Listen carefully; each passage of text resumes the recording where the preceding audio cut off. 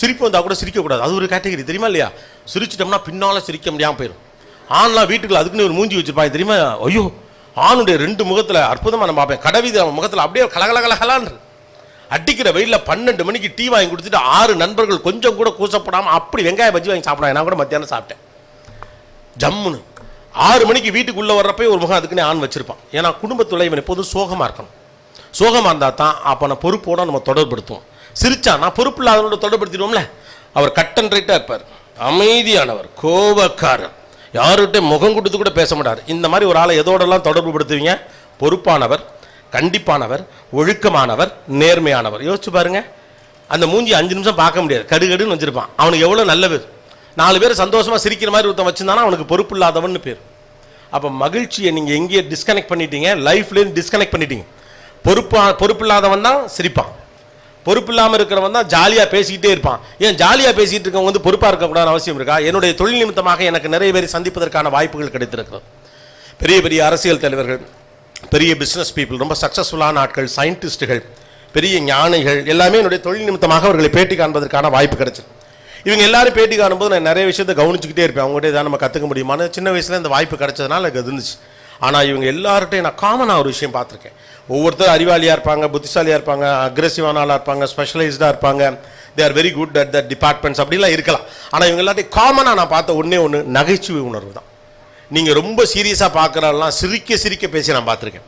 ஆச்சரியமாக இருக்கும், இந்த மனுஷனா இப்படி சிரிக்க சிரிக்க பேசுகிறாரு அப்படின்னு நமக்கு ஆச்சரியமாக இருக்கும். ஏன் அவர் இப்படி நான் எதிர்பார்க்கவே இல்லை அப்படின்னு நமக்கு ஒரு கற்பிதம் இருக்கும். இப்படிப்பட்டவர்கள் இப்படித்தான் இருப்பார்கள், நாமும் அப்படியே இருப்போம், அப்படியே இருப்போம் அப்படின்னு நினச்சிக்கிறோம். நமக்கு சில அபிப்பிராயம்லாம் இருக்கும்ல, இவரும் இப்படி தான் இருப்பாரா அப்படின்னு. நான் ஒரு பெரிய எழுத்தாளருடைய வீட்டுக்கு ஒரு முறை போனேன். அவர் இப்போ இறந்து போயிட்டார். மிகப்பெரிய எழுத்தாளர், ரொம்ப பிடிக்கும் அவர். அவரோட பேசுவதே சிரமமாக, பட் அவரோட எனக்கு நல்ல பழக்கம் இருந்தால் ஒரு நாள் அவர் வீட்டுக்கு போனேன். அவருடைய மகன் என்னுடைய நண்பர். அவர் தான் என்னை பைக்கில் கூட்டிகிட்டு போகிறாப்பல. அப்போ என்கிட்ட பைக் இல்லை. ஸோ அவர் வந்து நான் அந்த பகுதியில் இருந்ததுனால என்னை ஆஃபீஸ் போல் அவர் கூட்டு போவாப்பில். சில நேரம் நான் சீக்கிரம் கிளம்பிட்டேன்னா வந்து வடை இட்லிலாம் சாப்பிட்டுட்டு நேராக அங்கே வீட்டுக்கு போய்ட்டேன். அப்போ போகிறப்ப இவர் பார்க்கலாம்ல, அதுக்காண்டி நான் போனப்போ ஒரு நாள் அவர் கதவை திறந்தார். வந்து எனக்கு ஆச்சரியமாச்சு, என்ன அவர் வந்து கதவை திறக்கிறான்ட்டு. என்ன நீங்களே கதவை திறக்கிறீங்க அப்படின்னு. என் வீட்டு கதவை அப்புறம் நீ யாரா திறப்பா அப்படின்னாரு. எனக்கு ஆமால, இது அவர் வீடு, அவர் திறக்கிறார், நாமளாக வச்சுருக்கோம். அவர் எழுத்தாளர், எப்பொழுதும் இப்படி உட்காந்து இப்படியே பேசி எழுதி கொண்டே இருப்பார். கோபிநாத் தூங்கும்போது கூட கோட் போட்டே இருப்பார் அப்படின்னு நினைக்கிற மாதிரி. It is a statement that we believe that this kind of a world, we judge this world. இந்த உலகத்தை பற்றி நம்ம ஜட்ஜ் பண்ணுறோம். ரீசெண்டாக ஒரு வருஷத்துக்கு முன்னால் ஒரு பெரிய ஒருத்தரை சந்திப்பதற்கான வாய்ப்பு அவர் என்னை வர சொல்லியிருந்தார். அவரை நான் பார்க்க போயிருந்தேன். சில விஷயங்கள் பேசணும் உங்கள்கிட்ட வர சொன்னார். அவர் ஒரு அசகாய சூரர் என்னுடைய பார்வையில். ஓகே, அப்போ போயிட்டு இருந்துச்சு, நான் உட்காந்து பேசிகிட்டு இருந்தோம். அங்கேருந்து அவருடைய உதவியாளர் வந்து இவர் காதில் ஏதோ சொன்னார். என்னென்னு கேட்டால், ஏதோ டிவியில் முக்கியமான நியூஸ் ஏதோ வருது சார், டிவியை போடுங்கன்னு சொல்லி கொடுத்துருப்பார். டக்குனு அவர் அந்த ரிமோட் எடுத்து அவர்கிட்ட கொடுத்தாரு. அவர் அந்த ரிமோட்டில் அதை போட்டால் ஓடலை, ஆனாகலை. திரும்ப அமுக்கினார், ஆனாகலை. பட்டுன்னு என்ன பண்ணார், டக்குன்னு 2 தடவை இங்கே தட்டினார். தட்டிட்டு போட்டார், ஓடிச்சு. எனக்கு நான் யோசிச்சேன், ஓ இவ்வளோ பெரிய ஆளும் ரிமோட்டு ஓடலைன்னா இதான் செய்வாரா? ஏன்னா நம்ம கணக்கு என்னன்னா, அவர்கிட்ட நான் கேட்டேன், என்ன நீங்களும் தட்டுறீங்கன்னு. ஆமாம், நார்மலாகவே அது ஓடலைன்னா பார்த்தீங்கன்னா கோபி 2 தடவை தட்டுனா ஓடும் அப்படின்னாரு. நாம தான் ஏதோ நினச்சி வச்சுருக்கோம். We judge this world according to our convenience. இந்த உலகம் வேறு மாதிரியாக இருப்பதற்கான காரணம் இந்த உலகத்தை நாம் வேறு மாதிரி பார்க்கிறோங்கிறதான். அந்த வேறு மாதிரி பார்ப்பதுக்குள்ள பல புத்திசாலித்தனங்கள் அடக்கி வைக்கிறோம். அவனை நம்பக்கூடாது, இது ஒரு புத்திசாலித்தனம். எதில் இருக்கவே துரோகியாக தான் இருப்பான், இது ஒரு புத்திசாலித்தனம். உன் பக்கத்து வீட்டுக்காரன் சொந்தக்காரன் எல்லாருமே பொய்யாத்தான் அவங்ககிட்ட பழகிறான், இது ஒரு புத்திசாலித்தனம். எவனையும் நம்பாத தம்பி அப்படின்னு பிள்ளைகளுக்கு போதிப்பது ஒரு புத்திசாலித்தனம். இதெல்லாம் நீங்களாக கற்பனை செய்து கொண்ட காண்டாமிருக மாதிரி 2 பல்லு வச்சு கொம்பு வச்சு இந்த உலகத்துக்கு நீங்கள் டிசைன் பண்ண பிக்சருக்கு கொடுக்குற reaction. People are so good, you know. நீங்கள் அதை நம்பணும். எவ்வளவோ துரோகம், வன்மம் எல்லாவற்றுக்கும் பிறகும் நான் மனிதர்களை தீவிரமாக நேசிக்கிறேன். மனிதர்களை விட மனித வாழ்க்கையில் யாரால் மேம்பாடு செய்ய முடியும்? எல்லா துரோகங்களை பற்றி பேசுகிறோம். போய் ஒரு அரசு ஆஸ்பத்திரியில் பாருங்கள், ஏன் ஒரு பிரைவேட் ஆஸ்பத்திரியில் போய் பாருங்கள். ஏதோ ஒரு விபத்தில் திடீர்னு அடிபட்டு ஒருத்தன் படுத்து கிடக்கிறானா, தலைமாட்டில் டெய்லி ஷிஃப்ட் வச்சு ஒரு சொந்தக்காரன் வந்து நின்றுக்கிட்டு தான் பாஸ் இருக்கான். இல்லாமலாம் ஒன்றும் போயிடல. இன்னமும் காலையில் இட்லி தோசை திங்கிறான், மிஞ்சி போனால் சப்பாத்தி திங்கிறான், அவ்வளோதான்.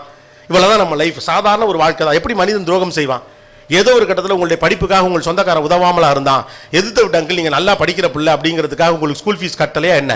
போனால் போகட்டும்பா, 1000 இருக்கட்டும், யா நல்லா படிக்கிறவன், இவனுடைய ஸ்கூல் ஃபீஸை நானே கட்டேனே. எத்தனை வாத்தியாருங்க இறங்கி எத்தனை பிள்ளைங்க இங்கே படிக்க வச்சிருக்காங்க. இவர்கள்லாம் மனிதர்களே இல்லையா? ஆனால் உங்கள் கண்ணை உறுத்துறது யார்? அந்த ஒத்த கெட்டவன். அந்த ஒத்த கெட்டவன் அவனை போட்டுத்தல்ட்டா நீங்கள் சரியா இருங்க. ஆனால் அவன் உங்களை போட்டு தள்ளாமல் சாக மாட்டான். the matter is the perception towards the world. நம்ம எப்படிலாம் நினைக்கிறோம், உலகம் மோசமாக இருக்கிறது நினைச்சிட்டே இருக்கோம். அதனால தான் உலகத்து மீது நமக்கு எரிச்சலும் அன்பின்மையும் கோபமும் வருகிறது. இந்த உலகம் மோசமானது நீங்க நம்பிக்கிட்டே இருக்கீங்க. இந்த உலகம் மோசமாலாம் கிடையாது. நாம எப்படி இருக்கோம் அப்படிங்கிறது தான். பணம் வந்த பிறகு அவர் மாறிவிட்டார் அப்படின்னு நம்ம சொல்லுவோம் இல்லையா? பணம் வந்தவனே அவனுக்கு திமிரு வந்துருச்சு. எல்லாத்தையும் அவன் மேலே போடவே மாட்டான், பணத்து மேலே தான் போடுவோம். பணம் வந்தவனே ரொம்ப ஆடம்பரம் பண்ணுறார். பணம் வந்த பிறகு அவர் யாரையும் மதிப்பது கிடையாது. பணம் விட இந்த இறக்க குணத்தை பிடுங்கி தின்று விட்டது கிடையாது. பணத்துக்கு எந்த குணமும் கிடையாது, மனிதனுக்கு தான் குணம் இருக்கு. பணம் அவன்கிட்ட என்ன குணம் இருக்கோ அதை வெளியில காட்டிடும், அவ்வளவுதான். அவன் ஏற்கனவே இரக்கமில்லாதவனாக இருந்தால் பணம் வந்த பிறகு அவன் இரக்கமில்லாதவன் என்பது தெளிவாக தெரிஞ்சிடும். ஏற்கனவே அன்பானவனாக இருந்தால் அவன் பணம் வந்த பிறகு எல்லோருக்கும் கொடுத்து உதவுவான், அப்போ ரொம்ப அன்பானவன் தெரிஞ்சிடும். ஏற்கனவே அவன் கருமியா இருந்தா பணம் வந்தா நல்லா இறுக்கி வச்சுக்கிட்டு அவனே அது மேல படுத்து தூங்கிக்குவான், அவன் கருமின்னு தெரிஞ்சிடும். பணம் யார் அவன் எப்படிப்பட்டவன் வெளியில காட்டுமே வெளியே பணம் வந்து ஒருத்தனை மாத்தாது. நாமளாதான் கற்பிதம் பண்ணிக்கிறோம், பணம் வந்து ஒருத்தனை மாத்துது. பணம் வந்து எல்லாரையும் மாத்தினா இந்த உலகத்தில் தர்மவான்கள் லட்சம் பேர் வந்திருக்கணும், கெட்டவர்கள் லட்சம் பேர் வந்திருக்கணும். எதுவே நடக்கலையே. நீங்கள் யாராக இருக்கிறீர்கள் என்பது இந்த உலகத்துக்கு பணம் அடையாளம் தான் காட்டும். அப்போ பணத்தை பத்திர பெர்செப்ஷனே தப்புங்கிற மாதிரி வாழ்க்கை பத்திர பெர்செப்ஷனும் தப்பு இருக்கு. உங்க மனசுக்குள்ள கோபம் இருக்குன்னு வச்சுக்கோங்களேன், இந்த உலகத்தில் நடக்கிற எல்லாமே சரியில்லைன்னு தோணும். பிரச்சனை வெளியிலே கிடையாது, எல்லாருமே சரியில்லை. நான் கரெக்ட் ரூட்ல தான் போனேன், எதிர்த்தாப்புல தான் அவன் தான் தப்பா வந்தான், அவனை அதை தான் சொல்லுவான். ஒரு ஆக்சிடென்ட்ல சின்ன மோதல்ல எடுத்த உடனே அவன் மேல தப்புன்னு நீங்களும் உன் மேல தான் தப்புன்னு அவனு ஏன் சொல்றோம்னு கேட்டா அடுத்தவன் தான் தப்புன்னு நம்மளே முடிவு பண்ணி வச்சிருக்கோம். காரணம் என்னன்னா உள்ளுக்குள்ள கோபம் இருக்கு. when your mind is in anger the world will show you what is it நேச்சுரலா ஒழுங்கா இல்லைங்கிற ஒரு எண்ணத்தை உங்களுக்கு தரும். உங்க மனசுக்குள்ள ஆங்கர் இருக்கிற வரைக்கும் நீங்க அன்ஃபேர்னஸை வெளியில பார்ப்பீங்க. உங்க மனசுக்குள்ள பயம் இருக்கிற வரைக்கும் வெளியில ஃபெயிலியரை பார்ப்பீங்க.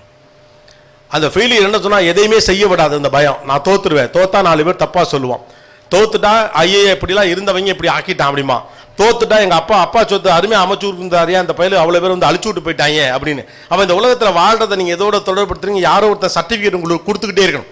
இவன் நல்லவன், இவன் கெட்டவன், இவன் அற்புதமானவன். இல்லை இதுக்குன்னே சில பேர் ஆள் வச்சிருப்பாங்க. எவன் இல்லைன்னு வச்சுக்கோங்களேன், இதுக்குன்னே ஆள் வச்சிருப்பாங்க. வீட்டு வாசல் ஒரு கிளவி இதுக்குன்னே போட்டு வச்சிருக்குது. அது என்ன பண்ணாலும் சொல்லும், புள்ள கருத்து போயிட்டான், அவன் பிறந்ததுலேருந்தே கருப்பு தான், புள்ள கருத்து போயிட்டான், புள்ள இழைச்சு போயிட்டான், அந்த நடக்க முடியாமல் ஒரு வாப்பில் கார்லேருந்து புள்ள துரும்பா இழைச்சிட்டான், புள்ள உழைச்சி ஓடா தேஞ்சிட்டான். மனுஷனுக்கு யாராவது ஒருத்தன் தன்னை பாராட்டணும், தன்னை பற்றின கருத்துக்களை சொல்லிக்கிட்டே இருக்கணும்னு ஆசை இருக்கு. அந்த என்டாஸ்மெண்ட்டுக்காக சந்தோஷமாக வாழ வேண்டிய எதை நம்ம கவனிக்கிறதே இல்லை.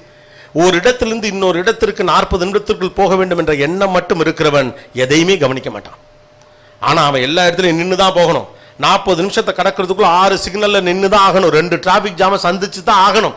ஆனால் அவன் என்ன முழுக்க அந்த 40 நிமிஷத்துலேயே இருக்கு. பாவம் ஒரு சிக்னல்ல ஒரு பூட்டப்பட்ட காருக்குள்ளே இந்த குழந்தை தட்டி அங்கிள் அங்கிள்னு கூப்பிட்டது உன் காதலே விழாது. டிராபிக் சிக்னல்ல எதிர்த்தாப்புல ஒரு பொண்ணு அழகா லூசார் விட்டு அவனையே பார்த்துட்டு இருந்து அந்த கருமமே தெரியாம சிக்னலே பார்த்துட்டு இருப்பான். வீணா போனவன், அழகான பொண்ணு அப்படி அமைஞ்சிருக்கும். இப்ப பல பேர் ஐயோ டிராபிக் சிக்னலை விட்டுட்டு கல்யாணம் பண்ணிட்டேனே.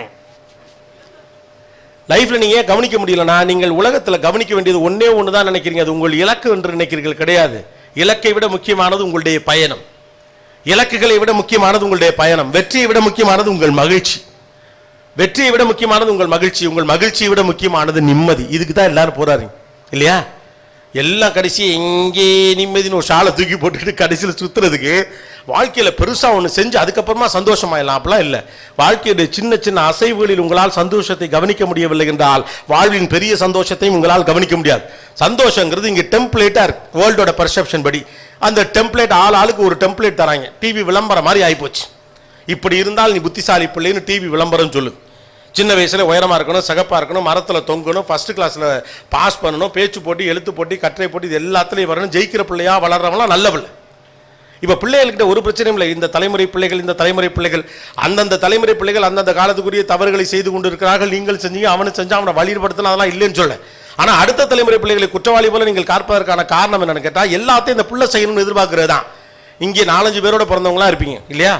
3 அக்கா தங்கச்சிங்க, 2 அண்ணன் தம்பிங்க, குடும்பம்லாம் இருக்கும். பல இந்த பாண்டிய இந்த என்ன ஒரு படத்தில் ராஜ்கிரண் இருப்பார், தோளில் அவங்க அந்த தம்பிங்கெல்லாம் நின்று பலாப்பழம் படிப்பாங்கல்ல, அந்த மாதிரி குடும்பத்துலேருந்து வந்தவங்களாம் கூட இருப்பீங்க. இப்போ அத்தனை பிள்ளையா இருக்கு, ஒரு பிள்ளை இல்லாட்டி 2 பிள்ளை. அதில் வேற ஒரு அம்மா அந்த பிள்ளைகளுக்கும் பெற்றோர்களுக்குமான உறவை எப்படி மேம்படுத்துவது அப்படிங்கிறாங்க. 6 பிள்ளை பார்த்தப்ப எந்த பிரச்சனையும் இல்லையா? இப்போ என்ன திடீர்னு பிரச்சனை வந்துச்சு? வர பிறக்கையில் எதுவும் அருவா கத்தியில் எடுத்துகிட்டு பிறக்கிறாங்களா? 6 பிள்ளை பார்த்தப்ப அப்பா அம்மாக்கள் நம்மளெல்லாம் வளர்த்துறலே என்ன? அதுக்கு நீங்கள் என்ன பதில் சொல்லணும்? நாங்களாம் பொறுப்பாக இருந்தோம். நீங்கள் பொறுப்பாக இருந்த வகையராவை போய் கேட்டால் தான் தெரியும் நீங்கள் என்ன பொறுப்பாக இருந்தீங்க. நீங்கள் மேக்ஸில் எடுத்த 7 மார்க்கு உங்களை டீச்சர் எப்படி தூக்கி போட்டு மிதிச்சாருங்கிற விஷயம் எங்களுக்கு தெரியாதுங்கிற ஒரே காரணத்துக்காக அள்ளி விடுறது. அப்பாக்கெல்லாம் வீட்டில் ஒரு கதை சொல்லுவாங்க, கவனிச்சுக்கலாம் இல்லை, நானும் அந்த காலத்தில் அப்படின்னு நிறுத்திடுவாங்க. ஏன்னா அதுக்கு மேலே உண்மை தெரிஞ்சால் சீதி நாரி பேர். அந்த காலத்தில் நீங்கள் ஒன்றுமே பண்ணலைங்கிறதா உண்மை. நாங்கள்லாம் அந்த காலத்தில் அப்பாக்களுக்கு அது ஒரு ஆசை. கடந்த காலத்துடைய கவலைகளை பிள்ளை, ஏன்னா வாழ்க்கையை சுமையாக இருக்கணும், சந்தோஷமாக இருந்துடே கூடாது. வீட்டில் 4 பேர் சிரிச்சுட்டு இருந்தாங்கன்னு வச்சுங்களேன், வந்தவங்கள என்ன ஒரே சிரிப்பு, ஒரே கும்மாளமாக இருக்குது. ஏன் சிரிக்கிறது எப்படி கும்மாளமாகும்? உட்காந்து டிவியில் காமெடிக்குன்னு இத்தனை சேனல் இருக்குது, உட்காந்து பார்க்குறோம். அப்போ தேவை இருக்கிறதுனால நீ பார்க்குறோம். சிரிக்கிறது எப்படி கும்மாளமாக இருக்கும்? அமைதியாக இருக்கணும். அப்போ சுடுகாட்டு பேர். அமைதியை உயர்வென்று கருதுகிறோம், சத்தத்தை அவமானம் என்று கருதுகிறோம். சத்தம் தான் உலகத்தின் அற்புதமான மொழி. குழந்தை பிறந்த உடனே நம்ம முதல்ல கேட்குற வார்த்தை புள்ள அழுதுச்சாங்கிறது தான். அதான் குறியீடு. சத்தம் தான் உலகத்தின் அற்புதமான மொழி. நீங்க மௌனத்தை தான் எப்போதுமே பெருசா பேசிட்டு இருக்கீங்க, அமைதியை தான் பெருசா பேசிட்டு இருக்கீங்க. அதிகாரத்திற்கு எதிராக என்ன பண்றீங்க? குரல் தான் எழுப்ப முடியும். பாராட்டுக்கு என்ன? குரல் தான் எழுப்ப முடியும், சத்தம் தான் எழுப்ப முடியும், கைத்தட்டு தான் சொல்ல முடியும், ஐயோன்னு தான் அலற முடியும், அம்மானு தான் கத்த முடியும், கத்தி தான் பேச முடியும், இல்லையா? அப்ப சத்தத்தை எப்படி நீங்கள் குறைவானதாக மதிப்பிட முடியும்? இந்த உலக சில ஒழுங்குகள் என்ற பேர்ல சில விஷயத்தை நம்ம வச்சுட்டு போயிட்டாங்க. அமைதியா இருக்கணும், அமைதியா இருந்தா நல்லவர், அவன் தான் கொலை பண்ணுவேன். இந்த வீட்லேயே அமைதி கேரக்டர் ஒன்று இருக்குல்ல, அதுதான் எல்லாத்தையும் நலுக்கிடாம பண்ணிட்டு போயிடும். கடைசி வரைக்கும் நல்ல பேர் அவங்க தான் வாங்குவாங்க. நம்மள மாதிரி 4 வார்த்தை முன்ன பின்ன பேசி கடைசி வரைக்கும் வாயாடின்னு கெட்ட வார்த்தை வேலை வாங்கி போயிட்டே இருப்போம். நமக்கு அந்த நல்ல பேரே கிடைக்கவே கிடையாது. ஐயோ அது வீட்டில் கடைசி பிள்ளையா இருந்தால் கடைசி வரைக்கும் நமக்கு நல்ல பேரே இல்லை. ஆனால் எல்லாத்துக்கும் நம்ம தான் பதிச்சணும். எங்கள் வீட்டில் நான் கடைசி பிள்ளை, எல்லாருக்கும் பதிச்சணும். பார்த்தா எங்கள் அம்மா வேற அடிக்கடி சொல்லும், அவன் பேச ஒன்றும் புரியாது, புரிகிற மாதிரி பேச மாட்டான். எனக்கு இப்படி பார்ப்பேன், தமிழ்நாடே சொல்லுது நல்லா புரிகிற மாதிரி தான் பேசுறானு. அவன் பேசினா ஒன்றும் புரியாதுங்க, புரிகிற மாதிரியே பேச மாட்டான். அது என்னன்னு கேட்டால் எங்கள் அம்மா நான் பேசல கவனிக்காது. நீ என்ன பெரிய ஆள், நீ பேசுகிற நான் கவனிக்கணுமா, புரிகிற மாதிரி பேச மாட்டியா அப்படிம்பாங்க. அப்போ the perception towards everyone, உங்கள் பர்செப்ஷன் பற்றினது வேறு, எங்கள் அம்மாவோட பர்செப்ஷனை பற்றின வேறு. அவங்களுக்கு நான் பிள்ளை அவ்வளவுதான், அவங்களுக்கு எந்த இடைச்சல்கள் இந்த பிரச்சனைகள்லாம் கிடையாது. அப்போ இங்கே எங்கே வந்து மாட்டிக்கிட்டு அப்படின்னா, வாழ்க்கையில் சில விஷயத்தை அந்த சில செட்டப் கீழே ஒழிச்சு வச்சுருக்கோம். நவீனமாக அதை பேசினா அதை தப்புன்றாங்க. எப்படி? அமைதி தானே முக்கியமானது, சந்தோஷமாக இருக்கலாம் நீ சொல்றியே, வாழ்க்கையில் போராட வேண்டும், உழைக்க வேண்டும், கஷ்டப்பட வேண்டும், கடைசியில் நாண்டுக்கிட்டு சாக வேண்டும். எதுக்குன்னு முதல்ல வாழுங்க. இப்போ அந்த பிரச்சனை இல்லாத என்ன பண்ணுங்க, இந்த சக்ஸஸ்ங்கிற ஒரே மந்த்ராவை கையில் எடுத்து வச்சுட்டு வாழ்க்கையை வாழாமல் கடைசி வரைக்கும் அந்த சக்ஸஸ்ன்னு சொல்றீங்க. The path is more important than the destination. நீங்கள் பயணிக்கிற பாதை தான் உங்கள் இலக்கை விட மிக முக்கியமானது. உங்கள் இலக்கை நோக்கிய பயணம் மட்டும் சரியாக இல்லை என்றால் இலக்கை நீங்கள் அடைந்த பிறகும் கூட மகிழ்ச்சியாக இருக்க முடியாது. நீங்கள் பணம் பண்ணுறீங்களா, மகிழ்ச்சியாக பணம் பண்ணணும். வளர்றீங்களா, மகிழ்ச்சியாக வளரணும். பேசுறீங்களா, மகிழ்ச்சியாக பேசணும். சிரிக்கிறீங்களா, மகிழ்ச்சியாக சிரிக்கணும். எதுலேயும் சந்தேகம் இருக்காது. ஒரு குழந்தையுடைய வாழ்க்கையை போல இருக்கும். பிள்ளைகளாம் தோற்றுருவாங்களோங்கிற பயம், அவர் சொன்ன மாதிரி எல்லாத்துக்கும் பயம். அவரோட பயம் என்னன்னு தெரியல, அதனால அப்பயே டிஃபைன் பண்ணுங்கன்னு. மனைவி குறித்த பயமா, சமூகம் குறித்த பயமா, சொந்தக்காரங்க குறித்த பயமா, யார் குறித்த பயம், பிள்ளைகள் என்ன ஆவார்களோ என்ற பயமா. இப்போ இருக்க அம்மா அப்பாக்களுக்கு பிள்ளைகள் என்ன ஆவாங்க தான் பெரிய பயம். நம்மளாம் நீங்கள் ஒன்று மட்டும் புரிஞ்சுக்குங்க, நான் சொல்கிறது வேணா இப்போ ஒத்துக்க வேண்டாம், யார் கையே தட்ட வேண்டாம், மண்டையெல்லாம் ஆட்ட வேண்டாம். வீட்டில் போய் யோசிச்சு பாருங்கள், நீங்களே நல்லா வந்துட்டிய. இது நம்ம பிள்ளைகளை வச்சுட்டு சொல்ல முடியாது. நாம் பண்ணதுக்கெல்லாம் நாமளே நல்லா தான் இருக்கோம். அப்போ நம்ம பிள்ளைகளாம் ஓஹோன்னு இருக்கும் தானே நினைக்கணும். உண்மை தானே. ஆனால் இவர்களை எப்படியாவது காப்பாற்றிடணும். ஐயோ, இந்த டீச்சருங்கெல்லாம் கவனிச்சிருக்கீங்களா? இங்கெல்லாம் நிறைய டீச்சர்ஸ் உண்டுல, கன்னியாகுமரி நாகூர்லாம் நிறைய டீச்சர்ஸ் உண்டு. ஸ்கூல்ஸ்லாம் பார்த்தீங்கன்னா ஒவ்வொரு வருஷமும் சொல்லுவாங்க, இந்த மாதிரி ஒரு மோசமான பேட்சை என் வாழ்க்கையில் நான் பார்த்ததே இல்லை அப்படிம்பாங்க. ஆனால் ஸ்பெஷல் என்னென்னா ஒவ்வொரு வருஷமும் அதை சொல்லுவாங்க. அப்போ அவங்க பார்வையில் அவங்க ஒரு நல்ல பேட்சை கூட பார்க்கலையா? இல்லை, எந்த பேட்சுமே நல்ல பேட்சில் அவங்களாவே நினச்சிக்கிறாங்க. எல்லாரும் மோசமானவர்கள் நீங்கள் தீர்மானிக்கப்பட்ட பிறகு இந்த மோசமான உலகத்துக்குள் வாழ்வது துயரம் தானே. சுற்றி இருக்கவங்களாம் நல்லவே நீங்கள் நம்ப ஆரம்பிச்சுன்னா வாழ்க்கை மகிழ்ச்சியாக இருக்கும். ட்ரெயினில் எதிர்த்தாப்புல உட்காந்துருக்கவங்க பொட்டியை திருடத்தான் வந்திருக்கான்னு நீங்கள் முடிவெடுத்துறா, கடைசியில் அவன் தூங்கிடுவான், நீங்கள் தூங்க முடியாது. நான் என்ன சொல்கிறேன், பொட்டியாக போனாலும் போட்டு ஒரு நாள் தூக்கமாவது நிம்மதியாக இருக்கட்டுமே. நான் ஒரு முறை இது மாதிரி வெளியூருக்கு ட்ரெயினில் வரப்போ ஒருத்தர் எனக்கு எதிர்த்தாப்புல உட்காந்தார், கொஞ்சம் பெரியவர். அவர் என்னை பார்த்தாரு, சிரித்தார். நானும் அவரை பார்த்தேன், சிரித்தேன். நாமளாம் நினச்சிக்கும்ல, நமக்கு நம்மளை அவர் தெரியுங்கிற கணக்கில் நான் சிரிச்சுக்கிட்டேன். அப்புறம் என்ன ஆச்சு, கொஞ்சம் நேரம் ஆச்சு, அவர் என்ன, நான் ஒரு புக்கு வச்சு படிச்சுக்கிட்டு இருந்தேன். எனக்கு ட்ரெயின்லலாம் பெருசாக தூக்கம் வராது, அந்த மாதிரி இருக்கும். அது இந்த அடைச்சாப்பில் இருந்தாலும் எனக்கு ஒரு மாதிரி பதட்டமாக இருக்கும்.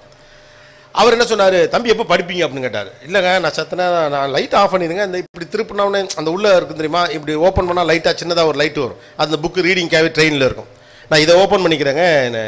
இல்லை தம்பி நீங்கள் படிங்க, நான் முழிச்சிருக்கேன். நான் படிக்கிறதுக்கு இவரது முழிச்சிருக்கேன்னு நினச்சிட்டு நான் அந்த வெளிச்சத்தையும் கம்மியாக வச்சு அதுக்கிட்ட பக்கத்தில் வச்சு நான் படிச்சுட்டே வந்தேன். அவர் என்ன பார்க்குறாரு, அவர் பொட்டியே பார்க்குறாரு, அந்த லைட்டை பார்க்குறாரு. அப்புறம் தான் எனக்கு புரியுது, ஓ நான் பொட்டியை திருடிடுவேன் அப்படின்னு தான் நம்மளை தூங்க வைக்கிறதுக்கு ட்ரை பண்ணுறாரோ அப்படின்னு. இடையில அவர் என்ன பண்ணார், எனக்கு ஒரு வாழைப்பழம் கொடுத்தாரு. இப்போ எனக்கு அவர் மேலே சந்தேகம் வந்துச்சு, இந்த ஆள் ஒருவேளை நம்மளை குத்தி கொண்டு விடுவானா அப்படின்ட்டு, நம்ம பொட்டியில் ஒன்றும் பெருசாகவும் இல்லையே அப்படின்ட்டு. இப்போ அவருக்கு என்னன்னு கேட்டால், அவர் கையில் ஒரு சங்கிலியும் பூட்டு வச்சிருக்காருங்க. அதை நான் பார்க்காத நேரம் போட்டு பூட்டிறேன். அதுக்கு அவர் காத்திருக்கிறார். அவருக்கு அந்த வாய்ப்பை தரணும்னு வராத பாத்ரூம் வருதுன்னு எந்திரிச்சு நான் போனேன். வந்து பார்த்தா அந்த பொட்டியை பூட்டி அது மேலே ஒரு காலை வச்சு உட்காந்தே இருக்காரு. அதுக்கப்புறம் என் மேலே நம்பிக்கை இல்லை.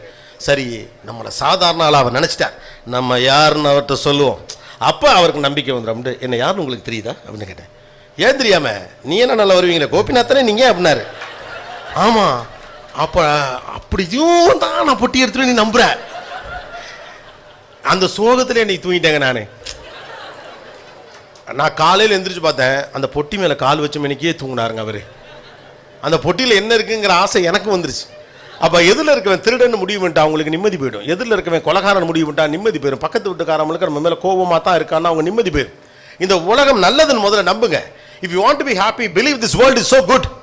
இந்த உலகத்தில் தப்பு தவறு நடக்காமல் இல்லை. நான் இல்லைன்னு சொல்ல, நீங்களும் சரி நானும் செய்கிறேன், எல்லாரும் சரி, ரைட்டா? இந்த உலகம் நீங்கள் நினைப்பது போல பெர்ஃபெக்டாக அற்புதமாக அழகாலாம் இல்லை தான். ஆனால் அதுக்காக இந்த உலகம் நீங்கள் அதை விட மோசமானதாக அதை கற்பனை செய்து கொண்டு அதுக்குள்ளே வாழ்ந்துகிட்டு இருக்கிறது எவ்வளோ கஷ்டம் யோசிச்சு பாருங்க. அதை நம்ம பிள்ளைகள்கிட்ட நீங்கள் கொண்டு போகிறது தான் பெரிய ஆபத்து. யாருமே இல்லாத ஒரு வனாந்தரமான காட்டுக்குள்ளே வாழ்வதைப் போல் இந்த பிள்ளைகளுக்கு இந்த உலகத்தை நாம் அறிமுகப்படுத்தி கொண்டே இருக்கிறோம். எழுத்த வீட்டுக்காரன் கட்டவன், சொந்தக்காரெல்லாம் ஏமாத்திடுவான், உன் மாமங்காரன் நம்பாத அப்படின்னு அப்பா சொல்லிடுவார்.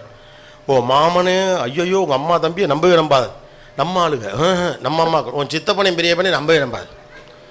அவங்க 2 பேர் இன்னும் 10 பேர் நம்பாதுன்றவன். யாரை தான் நம்புறது? எழுத்த வீட்டுக்காரன் கெட்டவன், பொறாம பிடிச்சவன், பக்கத்து வீட்டுக்காரன் நம்மளை அழிக்கிறதுக்குனே தெரியறான், பள்ளிக்கூடத்தில் இருக்கவனும் அப்படி தான் இருக்கிறான், பழகுன நண்பர்கள் அப்படித்தான், உறவுகள் அப்படித்தானா, ஒரு மாதிரி பதட்டம் வந்துடாது, பயமாக இருக்காது.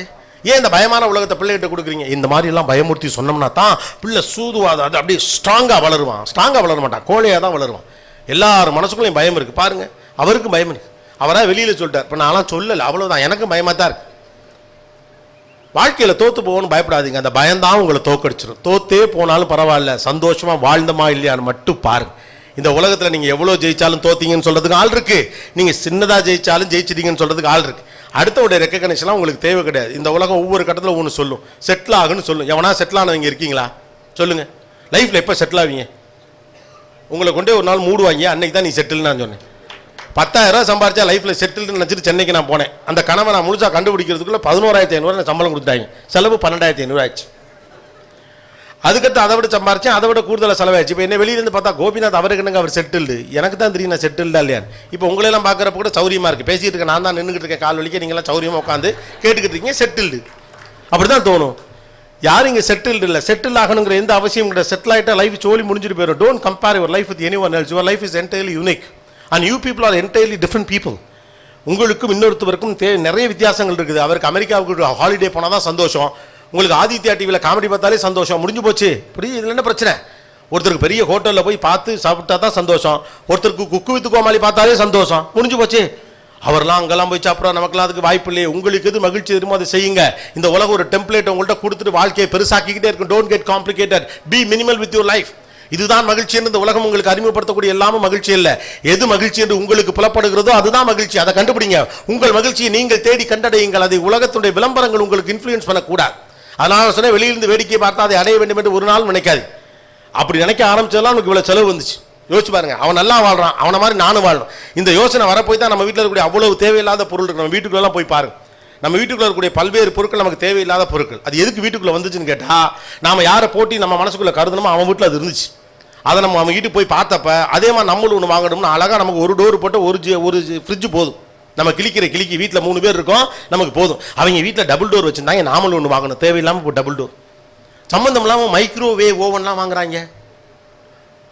ஜிம்முக்கு போய் நமக்கு முடியலை, அதனால் நம்ம என்ன பண்ணுறோம், உடற்கட்டை சரியாக செய்கிறோம். ஏன்னா பணக்காரனுக்குன்னு சில அடையாளம் இருக்குது. பழைய சிவாஜி கணேசன் படத்தெல்லாம் பார்த்தீங்கன்னா நீளமான ஒரு டைனிங் டேபிள் இருக்கும், அது இருந்தால் பணக்காரன். அதில் நடுவில் ஒரு இது வச்சுருப்பாங்க, அதில் ஆரஞ்சு பழமும் சாத்துக்குடியும் இது இருக்குது. இப்போ எல்லாரும் வீட்லேயும் டைனிங் டேபிள் வந்துருச்சு. ஆல்மோஸ்ட் மிடில் கிளாஸ் எல்லாம் டைனிங் டேபிள் வச்சுருக்கோம். அவரை வீட்டுக்குள்ளே படி வச்சு ஒரு வீடு கட்டியிருப்பாங்க. அது செட்டுன்னு இன்னை வரைக்கும் நமக்கு தெரியாது, ஏவிஎம்மில் இருக்குது. அவங்க வீடே எப்படி இருக்காது. அப்போ ஒவ்வொரு காலகட்டத்தையும் பணக்காரனுக்கு சில அடையாளம் வச்சுருந்தோம். அவன் என்ன பண்ணுவான், ட்ரெட்மில் வீட்லேயே வச்சிருப்பார். நம்ம சம்பாரிச்சோடனே நம்ம அடுத்தடுத்து செய்கிற விஷயம்னா வீட்டிலே ஒரு ட்ரெட்மில் வாங்குறோம். ஜிம்முக்கு போகலாம் டைம் கிடையாது. ஏன்னா டெய்லி வாக்கிங் வெளில போன பொல்யூஷன் ப்ராப்ளம் வரும். ஸோ நான் வீட்டுக்குள்ளே பண்ணுறேன். 3 நாளில் பார்த்தீங்கன்னா அது இடத்த அடைக்கும், ஜட்டி காயம். அதில் யாரும் அதில் தொடர்ந்து நடந்து நான் பார்த்ததே கிடையாது. அப்புறம் பெண்கள் என்ன பண்ணுவாங்க, மைக்ரோவேவ் ஓவன் ஒன்று வாங்குறேம்பாங்க. அதை வாங்கி அதில் மசாலாக்கள் தடவி 3 நாள் சிக்கன் என்ன மட்டன் என்ன புருஷன் கையை கூட உடச்சி உள்ளே வச்சு சமைச்சிடுவாங்க. 4 நாள் கழிச்சு பார்த்தீங்கன்னா உள்ளே உரமும் வச்சுருப்பாங்க. அது அப்படியே இருக்கும். அது என்ன பண்ணுறதுன்னு தெரியல. இதை விட பரவாயில்ல இன்னொரு ஐட்டே இருக்குது, இந்த கூட்டுறது. இப்போ என்ன வேக்யூம் கிளீனர். ஐயோ 3 நாள் வர்றவன் போறவனெல்லாம் க்ளீன் பண்ணுவாங்க. 4 நாள் கழிச்சு அது எங்கே இருக்குன்னே தெரியாது. This are just a peer pressure. நீங்கள் இதெல்லாம் வாங்கக்கூடாது, மகிழ்ச்சியாக இருக்கக்கூடாது நான் சொல்ல. உங்களுக்கு தேவைன்னா வாங்குங்க. உங்கள் மகிழ்ச்சியை இன்னொருவர் தீர்மானிப்பது தான் உங்கள் வாழ்வின் பிரச்சனை. நீ இப்படி இருப்பது தான் மகிழ்ச்சியின் குறியீடு என்று உங்களுக்கு சொல்லப்பட்டதை நீங்கள் நம்பியது தான் வாழ்வினுடைய பிரச்சனை. இதுதான் ஆகச்சிறந்த மகிழ்ச்சி என்று உங்களுக்கு அறிமுகப்படுத்த அனைத்தையும் நீங்கள் நம்ப ஆரம்பித்த பிறகு உங்களிடம் இருக்கிற எதுவுமே போதாதென்ற நிலை இருக்கு. எல்லாரும் ஏழ்மையாக ஃபீல் பண்ணுறோம், எல்லாம் இருந்தும் ஏழ்மையாக ஃபீல் பண்ணுறோம் இல்லையா? எனக்கு இது போதுன்னு எனக்கு தோணவே இல்லை. ஏன்னா அவன்கிட்ட அது இருக்குல்ல. நீங்கள் ஜெயிக்கணும்னா இன்னொருத்தர் தோத்துக்கிட்டே இருக்குன்னா வாழ்க்கை ரொம்ப கஷ்டம் பாசு. நம்மளால எதை முடியுமோ அதை நம்ம செஞ்சுக்கிட்டு போயிட்டே இருப்போம். நம்மளுக்கு எது மகிழ்ச்சி இருக்கிறதோ அதை செஞ்சுட்டு போறதானே உத்தமம். நீங்க வாழ்றதுக்கு இந்த உலகமே தோக்கணும். உங்க வீட்டில் காரு வரைக்கும் நீங்க சந்தோஷமா இருக்கீங்கன்னா ஏற்ற வீட்டுக்காரன் இன்னொரு கார் வாங்கிட்டானா நம்ம ஏழை ஆயிட்டோம்னா என்ன அர்த்தம்? எவன் ஒருவன் மனதளவில் ஏழையாகவில்லையோ அவன் கடைசி வரைக்கும் பணக்கார். எத்தனை கோடி வைத்திருந்தாலும் மனதில் ஏழ்மையாக இருக்கிறவனுக்கு கடைசி வரைக்கும் ஏழை தான். Be rich at your heart, that's enough. இதெல்லாம் நீங்க பணம் பண்ணாதீங்க, காசு பணம் பண்ணாதீங்க, அமைதியா இருங்கன்னு சொல்றதுக்காக நான் சொல்லலை. நல்லா சம்பாதிங்க, சந்தோஷமா இருங்க. கடைசி வரைக்கும் காசு பண்ண மாட்டேன்னு சொல்லிட்டு அது பண்றப்பையும் சந்தோஷமா இல்லாமல் இருக்கக்கூடாது. கஷ்டப்பட்டுக்கிட்டே இருக்கணும். வாழ்க்கையில் பொறுப்போடு இருக்கணும். சந்தோஷமா இருக்கிறது நம்ம எல்லாத்தையும் டிஸ்கனெக்ட் பண்ணியே வச்சிருக்கோம். கவனிச்சு பாருங்க. அதில் எல்லாத்தையும் டிஸ்கனெக்ட் பண்ணியே வச்சிருக்கோம். பொறுப்பு மகிழ்ச்சி ரெண்டையும் பிரித்து தான் வச்சிருக்கோம். கவனிச்சு பாருங்க. பொறுப்பை மகிழ்ச்சி யாராவது ஒன்று சேர்த்துருக்கீங்களா? சின்ன வயசுல இந்த பிள்ளைகளுக்குலாம் என்ன சொல்லுவீங்க? இப்போ 12th ஸ்டாண்டர்ட் படிக்கிறவனுக்குலாம் சின்ன வயசுல ஒரு கதை சொல்லியிருப்பாங்க. 2ஆம் கிளாஸ் படிக்கிறப்பே சொல்லுவாங்க, இந்த வயசில் நீ நல்லா படிச்சுன்னா பின்னால ஜாலியாக இருக்கலாம் அப்படிமா. எது 2ஆம் கிளாஸ் படிக்கிற பிள்ளைகிட்ட இந்த வயசில் நீ நல்லா படிச்சுன்னா பின்னால் ஜாலியாக இருக்கலாம். ஏன் படிக்கல ஜாலியாக இருக்க முடியாது? நோ, படிப்பு என்பது சுமையானது. வாழ்க்கை எப்படி சுமையானதோ, அப்பா அம்மாக்கள் எப்படி சுமையானவர்களோ, இந்த வாழ்க்கை பாரத்தை எப்படி சுமக்கிறோமோ அப்படி இந்த படிப்பை நீ சுமக்கணும். அது உன் பொறுப்பு. பொறுப்பை நீ கடக்கணும். 2ஆம் கிளாஸில் நல்லா படிச்சிட்டீங்கன்னா நல்லா இருக்கும். அப்புறம் 6ஆம் கிளாஸ் வந்தோடனே சொல்லிடுவாங்க, இப்போ நீ மேலே வந்துட்டப்பா, பெரிய இடம் 6ஆம் கிளாஸ்லாம் அப்படின்னு சொல்லி. இப்போ நீ நல்லா படிச்சிட்டீங்கன்னா 8th ஸ்டாண்டர்டு ஒரு செமி பப்ளிக் மாதிரி அதில் நல்லா ஸ்கோர் பண்ணலாம். அப்போ என்ன பண்ணணும்? பொறுப்பாக இருக்கணும். சந்தோஷமாலாம் இருக்கக்கூடாது. படிக்கிற பிள்ளை பண்ணுற வேலையை அது மாதிரி சிரிச்சிடக்கூடாது. சொந்தக்கார தாயப்பில் வீட்டுக்கு போயிடக்கூடாது. கிளவி சாவுக்கு போயிடக்கூடாது. கொடைக்கு போயிடக்கூடாது. எதுக்கும் போயிடக்கூடாது. கிரிக்கெட் மேட்ச்லாம் பார்த்துடக்கூடாது. ஆனால் இவங்க எல்லாம் பார்ப்பாங்க. இவங்க எல்லாத்தையும் இந்த உலகத்திலே கோவிட் வர்றதுக்கு முன்னாலே கோவிட் ப்ரோட்டோக்காலை ஃபாலோ பண்ண பரம்பரை நம்ம பரம்பரை தான். 10ஆம் கிளாஸ் படிச்சிட்டாலே அவன் கோவிடில் இருக்கான்னு அர்த்தம். தனி ரூம் கொடுத்துருவாங்க. தட்டு சாப்பாடு மட்டும் உள்ளே போகும். யார் எதுக்கும் போகக்கூடாது. எவனும் ஃபோன் பண்ணக்கூடாது. எவனும் வரக்கூடாது. இவங்க இவனை பற்றியே பேசிக்கிட்டே இருப்பாங்க. அவன் காதுபடியே பேசுவாங்க. அவன் விடிய விடிய படிப்பான். என்ன படிக்கிறான்? எனக்கு ரொம்ப கவலையாக இருக்குது. இவனை நினச்சே எனக்கு அவன் வெறி. அவன் இதை கூட்டி அவனை நினச்சி தான் எனக்கு அவ்வளோ கவலை இருக்குது. நீங்கள் உங்களை பற்றி நினைங்க, அவன் அவனை பற்றி நினைப்பான். அப்போ என்ன சொல்றீங்க? நீங்கள் பொறுப்பாக இருக்கிறது மகிழ்ச்சியாக இருக்காது. பொறுப்பை கடை. 6ஆம் கிளாஸை கடந்து வா. 8ஆம் கிளாஸ் அப்போ என்ன சொல்லுவாங்க? இந்த 9ஆம் கிளாஸ் மட்டும் நல்லா படிச்சுட்டா 10th ஈஸிம்பாங்க. இந்த லாஜிக் எனக்கு என்னன்னே தெரியல. 10th மட்டும் ஒரு 450 மார்க் எடுத்துட்ட, அதுக்கப்புறம் லைஃபே ஜாலிப்பா, செம சந்தோஷமா இருக்கலாம். ஒரு பிரச்சனையும் கிடையாமா. முட்டி மோதி என்னென்ன முடியுமோ எல்லாத்தையும் பண்ணி வர்றவன் போகிறவனுக்கெல்லாம் பதில் சொல்லி, வர்றவன் போகிறவன்லாம் சாமியை கும்பிட்டு 90 பூசி விடுவாங்க, கோயிலுக்கு கூட்டி போவாங்க. எல்லா வேண்டுதலுக்கும் நம்ம மொட்டை அடிச்சு எல்லாம் பண்ணி 10th 450 மார்க் எடுத்து முடித்தவனே சொல்லுவாங்க, தம்பி 11th பப்ளிக் 11th மட்டும் நல்லா படிச்சுட்டேன், 12th நல்ல மார்க் எடுத்துக்கலாம். சரி தொலை, 12th நல்லா படிப்போம். படித்து நல்ல மார்க்லாம் எடுத்து வெளியில் வந்து நாமளாம் நினச்சிக்குவோம் காலேஜிலலாம் பழைய படம் மாதிரி ஒரே ஒரு நோட் எடுத்துகிட்டு போனால் போதும். அங்கே போனோடனே ஜாலியாக இருக்கலாம். முதல் நாளே கேர்ள்ஸ்லாம் வருவாங்க, டான்ஸ்லாம் ஆடலாம், வாத்தியாலாம் ஒன்றுமே சொல்ல மாட்டான். அவனுங்க தூக்கி போட்டு வாயிலே குத்துவானு. இதுக்கு ஸ்கூலே தேவையில்ல, முதல் நாளே கதற அளவுக்கு இருக்கும் காலேஜ். அப்போ வந்து உங்கள் அம்மாட்ட சொல்லுங்களேன், என்னம்மா காலேஜுக்கெலாம் போன பிறகு வாழ்க்கை சந்தோஷமாக இருக்கும், ஜாலியாக இருக்கும், பொறுப்பு இல்லாமல் இருக்கலாம், மகிழ்ச்சியாக இருக்கலாம்னு சொன்னீங்களேம்மா அப்படின்னு கேட்டால், என்ன 4 வருஷமோ 3 வருஷமோ நல்லா படித்து ஒரு வேலை பெற்றால் ஒன்று யார் கேட்க போகிறேன்? மகிழ்ச்சியாக இருக்கலாம். இப்போ பொறுப்பார், மகிழ்ச்சியாக இருக்காது. 3 வருஷம் சரின்னு கஷ்டப்பட்டு ஐ லவ் யூ சொன்ன பிள்ளைகள்லாம் மம்மி திட்டும் அப்படின்னு சொல்லி எல்லாம் முடிச்சு ஏதோ ஒரு வேலைக்கு போனால், அப்பா முடிஞ்சா 25,000 சம்பளம், இனிமேல் நிம்மதி, மகிழ்ச்சியாக இருக்கலாம்னா அவங்க மைசூரில் பெங்களூரில் ஓரியன்டேஷன் வச்சு சொல்லுவாங்க, தம்பி இது வரைக்கும் நீங்கள் படித்ததெல்லாம் ஒன்றுமே இல்லை, எங்கள் ப்ராஜெக்ட்டுக்காக ஃபஸ்ட்லேருந்து மறுபடி படிமா. உங்கள் அம்மாவுக்கு ஒரு ஃபோனை போடுங்க. இப்போ அம்மாக்கள் மாற்றியே பேச மாட்டாங்க. ரொம்ப சிம்பிளாக இன்னும் ஒரு 3 வருஷம் பல்ல கடிச்சிக்கிட்டு வேலை பார்த்துட்டு ஒரு நல்ல காசு சம்பாதிச்சுன்னா உனக்கு ஒரு கல்யாணம் பண்ணி கொடுத்துருவேன், உன்னை பார்த்துக்க ஒருத்தி வந்துடுவா, அவள் வந்துட்டா உனக்கு ராஜா வாழ்க்கடாடி. அவன் அதை நம்பி 3 வருஷம் மூச்சா போட்டு முடிஞ்ச வரைக்கும் எல்லா வேலையும் பார்த்து ப்ரொமோஷன்லாம் வாங்கி கல்யாணம்லாம் முடிஞ்சு, அப்பா முடிஞ்சு, என் பொறுப்புகள் முடிந்தது, இன்னும் நான் மகிழ்ச்சியாக இருக்க போகிறேன் அப்படின்ட்டு கௌதம் மேனன் படம், மணிரத்னம் படம்லாம் ரீவைன் பண்ணி போட்டு பார்த்து காலையில் ஈரத்தலையோட மல்லிகைப்பூ வச்சுக்கிட்டு சகப்பா ஒரு பிள்ளை கையில் வளவிச்சத்தோடு வந்து பெட் காஃபி கொடுக்குன்னு அவன் காத்திருப்பான். கேவலம் அந்த ஒத்த பெட் காஃபிக்கு ஒருத்தன் 32 வருஷம் உழைக்க வேண்டியது. அதை நினச்சிக்கிட்டு அப்படியே தலைவர் அப்படியே மறுநாள் அப்படியே அப்படியே அந்த கனவுலே இருப்பாப்புல கிளிங் கிளிங்னு ஒரு சவுண்டு கேட்கும். என்னன்னு பார்த்தா முழிச்சு பார்த்தா அந்த பொண்ணு ஒரு நைட்டி போட்டிருக்கோம். ஒரு தூக்கு போனியை கையில் கொடுத்து போய் பால் வாங்கிட்டு வாங்க, காஃபி போடணுங்க. அந்த பெட் காஃபி குடிக்கவே பால் வாங்க நாம தான் போகணுங்கிற உண்மை தெரிகிறதுக்கே 30 வருஷம் ஆயிரம். கதறிக்கிட்டு அம்மாவுக்கு ஒரு ஃபோனை போடுங்க பால் பூத்துலேருந்து. அம்மா நீ என்ன சொன்ன? என் பொறுப்புகள் முடிந்தவுடன் மகிழ்ச்சி வரும்னு சொன்னியம்மா, எல்லாம் முடிஞ்சு நீ அவ என்னையே பார்த்துக்குவாங்கிறிய, அவ என்னையே பால் பூத்துக்கு அனுப்பிட்டாமா. அம்மா டயர்டே ஆக மாட்டான். இன்னும் 1 வருஷமா 2 வருஷமா உனக்குன்னு ஒரு புள்ள வந்துட்டா, அதுக்கப்புறம் நீ ஜாலியாக இருக்கலாம். சரி கழுது சும்மா தானே இருக்கணும், அதையும் பெற்று விடுவோம். பெற்றா அந்த புள்ள கத்துன்னு கத்தும். அது வரைக்கும் கிடைச்ச சூடான தோசை இட்லி அனைத்தும் தவிர்க்கப்படும். நீயே எடுத்து போட்டு சாப்பிட்டுக்கன்னு சொல்லப்படும். ஒரு நாள் ராஜா மாதிரி 7 மாமனார் வீட்டு கட்டில் வாங்கி கொடுத்தாங்கன்னு அதில் படுத்து கையை காலை விரிக்கையில் நீங்கள் புள்ள மேலே காலை தூக்கி போட்டீங்க, கொல்ல பார்த்தீங்க, என் புள்ளையன்னு அடித்து தள்ளி பளிங்கி திரல கட்டாந்திரல வெட்டு திரல படுத்து ஃபேனை பார்த்துட்டு கதறி அவங்க அம்மாவுக்கு ஃபோன் அடிப்பான். அம்மா நீ என்ன சொன்ன? ஒரு புள்ள பிறந்தா நான் மகிழ்ச்சி ஆகிடுவேன், பொறுப்புகள் இன்றி இருக்கலாம் நீ சொன்னியம்மா. ராஜா மாதிரி இருந்த என்னை தரையில் தள்ளி படுக்க வச்சுட்டாமா என் பொண்டாட்டி. நான் எப்போம்மா மகிழ்ச்சியாக இருக்கிறது அப்படின்னோடனே, அம்மா இல்லை அரை தூக்கத்தில் கேஷுவலாக படக்கு இருக்கு பாரு, நான் ஏதோ ஒரு பேச்சுக்கு சொன்னேன், அதை போய் நீ நம்பிக்கிட்டு எதே இன்னும் 18 வருஷமாக நம்பினே. அம்மாக்கள் அந்த உண்மையை நமக்கு சொல்லுவதே கிடையாது. பொறுப்பு தான் மகிழ்ச்சி என்பதை அம்மாக்கள் நமக்கு சொன்னதே கிடையாது. பொறுப்பை கடப்பதல்ல மகிழ்ச்சி, பொறுப்பு தான் மகிழ்ச்சியே. Commitment is a charm of life. இது புரிஞ்சிட்டா பிரச்சனை கிடையாது.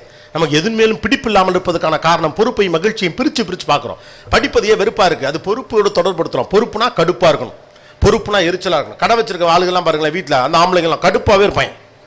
அதே கைலி அதே பனியை ஏதோ இல்லாத ஆள் மாதிரி வேணும்னே இருக்குது. ஏன்னா அப்படி இருந்தால் தான் நான் பிஸ்னஸ் மேன், சோகமாகவே இருக்கணும். வீட்டுடைய மூத்த அண்ணனுங்களாம் பாருங்களேன், வேணும்னே இப்படி கிரும்மாகவே இருப்பாங்க, ஒரு வேலையும் இருக்காது, சும்மா தான் இருப்பாங்க. ஆனாலும் கோபமாகவே இருப்பாங்க. ஏன்னா கோபமாக இருந்தால் தான் பொறுப்பானவன். அப்போ பொறுப்பாக இருப்பது என்பது மகிழ்ச்சியோடு தொடர்பு கிடையாது. உங்கள் பிள்ளைகளுக்கு நீங்கள் சொல்ல வேண்டியதும் சரி, உங்களுக்கு அதுதான். பொறுப்பு தான் மகிழ்ச்சியே, பொறுப்பை கடப்பதல்ல மகிழ்ச்சி. பொறுப்பு மகிழ்ச்சியை நமக்கு சொல்லியே கொடுக்கல. பொறுப்பை கடந்து வா, பொறுப்பை கடந்து வா. பொறுப்பாக இருப்பதா மகிழ்ச்சி. ஒரு தந்தைக்கு தன்னுடைய பிள்ளைகளை நன்கு படிக்க வைத்து ஆளாக்குவதா மகிழ்ச்சி, பொறுப்பு தான் மகிழ்ச்சி. ஒரு தாய்க்கு தன்னுடைய குடும்பத்தை நல்லபடியாக காப்பாற்றி தன் பிள்ளைகளை ஆளாக்கி கொண்டு வரதுல தான் மகிழ்ச்சி இருக்கு. பொறுப்பு தான் மகிழ்ச்சி. படிப்பது தான் மகிழ்ச்சி, வேலை பார்ப்பது தான் மகிழ்ச்சி, இப்படி பேசுறது தான் மகிழ்ச்சி. ரைட்டு தானே? 750 கிலோமீட்டர் இந்த ஊர் நாக்கு தள்ளிச்சு வந்து சேர்றதுக்குள்ள நேற்று ஒரு மீட்டிங் முடிச்சு வீட்டுக்கு போயிட்டு இங்கே வந்து வேத்து கொட்டுது. ஆனால் பேச தான் பிடிக்குது. இதுதான் மகிழ்ச்சி. என் மனிதர்களோடு உரையாடுவது தான் மகிழ்ச்சியே. இதை முடிச்சுப்படி எப்படா வீட்டுக்கு போவோம் அப்படின்னா கடைசி வரைக்கும் அப்படி தான் இருக்கும். சோ கால் வேண்டா வெறுப்பா பிள்ளையை பற்றி காண்டாம இருக்கும் கதை will continue ever in life. So the life is very simple. Point number 1, life is very simple, don't complicate it. Sir உங்கள் வல்லவன் கதை தனி கதை. ஒரு நாள் வேறு மேடைகள் எங்கேயாவது பேசுகிறேன், வீடியோ ரெக்கார்டிங்கில் பாருங்கள், நல்ல கண்டென்ட் முடிஞ்சா நீயா நாளே பேசுவோம். அதை life is very simple, don't complicate it. 1. 2வது, வாழ்க்கையினுடைய முதல் குறிக்கோளாக வெற்றியை முன்வைக்காதீர்கள், மகிழ்ச்சியை முன்வையுங்கள்.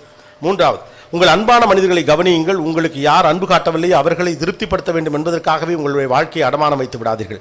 4வது, உங்களுடைய பயணமே ரொம்ப முக்கியமானது, உங்கள் இலக்குகளை விட அது அவசியமானதும் கூட. 5வது, வெற்றி தான் மகிழ்ச்சியை தரும் என்று நீங்கள் நினைக்கிறீர்கள், இல்லை, மகிழ்ச்சி தான் உங்களுக்கு வெற்றியை தரும். 6வது, பாதுகாப்பற்ற உலகத்தில் வாழ்வதை போன்ற ஒரு பிரம்மையை பிள்ளைகளிடம் உருவாக்காதீர்கள், பாவம், அவர்கள் இந்த மனிதர்களோடு வாழ்ந்துவிட்டு போகட்டும். 7வது, இந்த உலகத்தில் கூடிய எல்லோரும் கெட்டவர்கள், நான் அவர்களுக்கு எதிராக நிற்க, எனக்கு எதிராக அவர்கள் இருக்கிறார்கள் என்று நீங்களாக கோரப்பற்களோடு இந்த உலகத்தை பார்க்காதீர்கள், இந்த உலகம் அற்புதமானது, வாழ்ந்து விட்டு போங்கள். 8வது, the very purpose of life is living. வாழ்வதுடைய அடிப்படை நோக்கம் வாழ்வது மட்டும்தான், அதற்கான விஷயங்கள் என்ன உண்டோ அதை பாருங்கள்.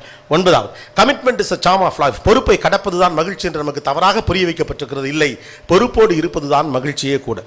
5வது 10வது, மகிழ்ச்சியாக இருப்பதையும் பொறுப்போடு இருப்பதையும் ஒன்றோடு ஒன்று தொடர்பு படுத்துவதைப் போலவே அமைதி, அமைதியாக இருப்பது, கவனமாக இருப்பது, இதெல்லாம் பொறுப்பானது என்றும், மகிழ்ச்சியாக இருப்பது பொறுப்பிற்கு விரோதம் என்றும் சொல்லப்படுது. இல்லை, மகிழ்ச்சியாக இருக்கிற ஒருவன் பொறுப்பாகவும் இருப்பான், சந்தோஷமாகவும் இருப்பான், சந்தோஷமாகவும் வச்சுப்பான். அவைனா ஒரு அவை இல்லைங்க, 3 அவையாவது இருந்திருக்க வேண்டும் குறைந்தது. நம்ம SS வாசன் ஐயா அவர்கள் 3 பேரையும் ஒன்னாக்கிட்டாரு சினிமா எடுப்பதற்காக. அதிலிருந்து நாம் ஒரு அவைன்னு நினைக்கிறோம், ஆனால் குறைந்தது 3 அவை. சங்க காலத்திலே அதியமானோடு கூட இருந்து அவனுடைய அவையிலே இருந்து பாடிய அவை மூத்த அவையாக இருந்திருக்க வேண்டும். இந்த 4 வரி பாடல்களை பாடிய அவை, என்ன 4 வரி பாடல் பொதுவாக சொல்றேன், நிறைய இருப்பதனால அதை பாடிய அவை இடைக்காலத்திலே வாழ்ந்த அவையாக இருக்க வேண்டும். ஆத்திசூடியும் கொன்றை வேந்தனும் எழுதிய அவை பிற்காலத்திலே வந்த அவையாக இருக்கு. உனக்கு எப்படி தெரியும், பக்கத்தில் இருந்து பார்த்தியா நீ என்றால், மொழியை கையாண்டிருக்கிற விதத்தை வைத்து அவர்கள் எந்த செஞ்சுரியில எந்த நூற்றாண்டில் வாழ்ந்தவர்கள் என்று ஒரு அளவு கண்டுபிடிக்க முடியும். வைத்து பார்த்தால் குறைந்தது 3 அவையாவது இருந்திருக்க வேண்டும். ஆனால் ஒரு அவைக்கு இன்னொரு அவை சளைத்தவள் அல்ல. ஒவ்வொரு அவையும் விவேகத்தினுடைய சுடர் போல இந்த தமிழ் சமூகத்திலே இருந்திருக்கிறார். அப்ப ஊக்கம் அது கைவிடை. சாத்தியமா? நம்ம நேர்மையா பேசலாம். சாத்தியமா? சொல்லிடுவாங்க. சொல்றவங்களுக்கு என்ன? ஊக்கம் என்பது நாம் செய்ய வேண்டிய வேலைகளில் நமக்கு இருக்க வேண்டிய இடையறாத சிந்தனை, இடையறாத முயற்சி. இதுதானுங்க ஊக்கம். இதை கைவிடாதன்ற இருக்க முடியுமா? சாத்தியமா? ஒரு நாள் இல்ல ஒரு நாள் அலுப்பும் சலிப்பும் வருகிறதா இல்லையா நண்பர்களே? ஒரு நாள் இல்ல ஒரு நாள் எந்திரிக்கும் போதே நாசமா போறோம், மூஞ்சில போய் முழிக்க வேண்டியிருக்கேன்னு சொல்லித்தானே எழுந்துட்டோம். ஒவ்வொரு நாளும் ஊக்கம் இருக்க முடியுமா? அதுதான் கேள்வி. சாத்தியம் இல்லை. முதல்ல அதை ஒத்துக்கலாம். எல்லா நாளும் நான் எப்போதும் உற்சாகத்தினுடைய பொன் சிறகுகளில் பறந்து கொண்டே இருக்கிறவனா அவன் டாஸ்மாகில் இருக்கிற ஒரே ஆளு தான். அவனுக்கு உற்சாக குறைவே வராது. அவங்கள பத்தி நாம பேசல. நம்ம ஒரு பணிக்காக, ஒரு லட்சியத்துக்காக, ஒரு கொள்கைக்காக, இப்ப வேற எந்த பெரிய கொள்கையே வேணாங்க. பெண்கள் நிறைய பேர் இருக்கீங்க, எல்லாரும் வேலைக்கு செல்கிறவர்களான்னு எனக்கு தெரியாது. எந்த பணியும் இல்லாமல் இல்லத்தை காப்பாற்றுகிற பணியை மாத்திரமே எடுத்துக்கொள்ளுங்கள். அதில் சோர்வில்லாமல் அந்த பணியை செய்வது என்பது எத்தனை மகத்தான கஷ்டம் தெரியுமா? இப்ப எவ்வளவோ ஆண்கள் இருக்கீங்க. உங்களில் பல பேர் உங்கள் குடும்பத்துக்காக, இப்ப இந்த தலைமுறையிலாம் அப்படி கிடையாதுங்க. ஏன்னா ஒரு வீட்டில் ஒரு பிள்ளை தான் இருக்கு. ஒரு போன தலைமுறை, அதுக்கு முந்தின தலைமுறை என்னன்னா 8 பிள்ளை இருக்கும்.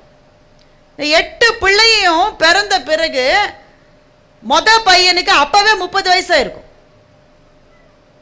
அப்பா வந்து பாதியிலே ரிட்டையர் ஆயிருப்பார். என்னவோ கடவுள் கொடுத்தாருப்பா, நீ ஆச்சு உன் தம்பி தங்கையாச்சுன்னு வரும். அடப்பாவி மனுஷா. இந்த குடும்பத்துக்காகவே வாழ்ந்து வாழ்ந்து வாழ்ந்து இழைத்த ஆண்கள் எத்தனை பேர் அந்த தலைமுறையில் இருந்திருக்காங்க தெரியுமா? தனக்குன்னு ஒண்ணுமே செஞ்சுக்க மாட்டாங்க. அவரை திருமணம் செஞ்சுட்டு இருக்கும் ஒரு அம்மா, அது வந்து தன்னுடைய மைத்துனன்மார்களுக்கும் நாத்தனார்களுக்கும் ஓரகத்திகளுக்கும் செஞ்சு போட்டு கையெல்லாம் கருப்பா இருக்கும். இப்படி ஒரு தலைமுறை இருந்தது தானே. இப்படி ஒரு வாழ்க்கையை வாழுகிற போது அலுப்பும் சலிப்பும் வராமலே இருப்பது சாத்தியமாக? நியாயமா நம்ம யோசிக்கணும். வரும். மகத்தான படைப்பாளிகளுக்கு சோர்வு வந்திருக்கிறது. இது எல்லாத்தையும் விட்டுட்டு போயிடுறேன்னு சொன்னவர்கள் பல பேர். ஹெமிங்வேன்னு ஒரு எழுத்தாளர் இருந்தார். அவர் எழுதின உடனே பாப்புலர் ஆயிட்டார். மெதுவா பாப்புலர் ஆனா பரவாயில்லைங்க, திடீர்னு பாப்புலர் ஆகிறது ரொம்ப ஆபத்து. அது ஒரு படிக்கட்டு மாதிரி. அது கொஞ்சம் கொஞ்சமாக தான் ஏறி போனோம். சில பேர் எடுத்த உடனே கொண்டு போய் வச்சிடும். இந்த நம்ம சின்ன பிள்ளையெல்லாம் பாட வைக்கிறாங்க பாருங்களேன், உடனே பாப்புலர் ஆயிருது. அடுத்த நாள் பாடுறதை விடுங்க, ஒரு வீடியோ ஒன்று போடுது, அடுத்த நாள் பாப்புலர் ஆயிடுது. ஒரு பையன் வந்து சோறு முக்கியமா சங்கம் முக்கியமா, நான் அடுத்த நாளே பாப்புலர் ஆயிட்டான். 1 மில்லியன் வியூஸ். நாங்கள்லாம் 30 வருஷமா பேசுறோங்க. 10 லட்சம் பேர் நம்மளை பார்க்கறான். அவர் இன்னும் அதிகமான வருடங்கள் பேசி இருக்கிறார் சகோதரர். நம்ம ஒரு 50 பேரை உட்காந்து வைக்க என்னென்னலாம் செஞ்சு, அதுல வேற சில பேர் எங்களை பற்றி சொல்லுகிறார்கள், பட்டிமன்ற கோமாளிகளை எல்லாம் மேடையில கூப்பிட்டு பேச வைக்கிறீர்கள். கோமாளியா இருப்பது எவ்வளவு கஷ்டம் உங்களுக்கு தெரியுமா? கோமாளிகள் சிரிப்பதில்லை நண்பர்களே. மற்றவர்களை சிரிக்க வைப்பது என்ன அவ்வளவு எளிதான வேலையா என்ன? கோமாளியாக இருக்க வேண்டும் என்று நினைத்து கொண்டு எந்த கோமாளியும் வருவதில்லை. எனக்கு வழங்கப்பட்டதை என் உள்ளத்தினுடைய ஆத்மாவினுடைய நம்பிக்கைக்கு ஏற்ப நியாயமாக செய்கிறேன் என்கின்ற எந்த கலைஞனுமே போற்றுதலுக்கு உரியவன் தான். ஹெமிங்வே என்ன பண்ணாரு, ரொம்ப பாப்புலர் ஆயிட்டார். பாப்புலர் ஆனோட நோபல் பரிசு கிடைச்சிருச்சு. உடனே கிடைச்சிருச்சு.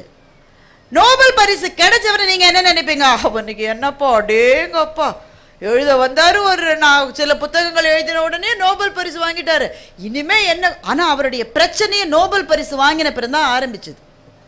நோபல் பரிசு வர்ற மட்டும் அவருக்கு எழுத்திலே தடங்களே வந்ததில்லை. அவர் உட்காருவாரு, அப்படியே கொட்டும் எழுத்து. நோபல் பரிசு வாங்கின பிறகு ஒரு மனத்தடை வந்து விட்டது. ஏன்? ஒன்று எழுதினோன்னு அவருக்கு தோணும், எவனாவது இதை படிச்சுட்டு நோபல் பரிசு வாங்கியவரா இப்படி எழுதியிருக்கிறார்னு மட்டமாக சொல்லிட்டா என்ன பண்ணுறது? ஒரு பூரான் தெரியல, உங்கள் ஊரில் எப்படி சொல்லுவீங்க? பூரான் தானே சொல்லுவீங்க. சென்டிபீடுன்னு ஆங்கிலத்தில் சொல்லுவோம். பூரான் அது 100 கால் இருக்குது, அதனால தான் சென்டிபீடுன்னு பேர். அது பாடு அங்கிட்டு இங்கிட்டு போய்கிட்டே இருந்தது. ஒரு பிரச்சனை இல்லை, அது ஓரமாக தானே போகும், பல தூரம் போகும். பூரான் ஒரு இடத்துல இருக்காது, இந்த வீட்டினுடைய ஆழத்துக்கு போகும், மேலே வரும், எல்லாம் வரும். அது பாடு அங்கிட்டு இங்கிட்டு போயிட்டு இருந்தது. ஒரு நாய்க்குட்டி அதை பார்த்துக்கிட்டே இருந்தது. அந்த நாய்க்குட்டி சொல்லிச்சு, 4 காலை வச்சுக்கிட்டே என்னால் நடக்க முடியலையே, சில சமயம் கீழே விழுந்துடுறேனே, 100 காலை வச்சுட்டு நீ எப்படி நடக்கிறேன்னுச்சு.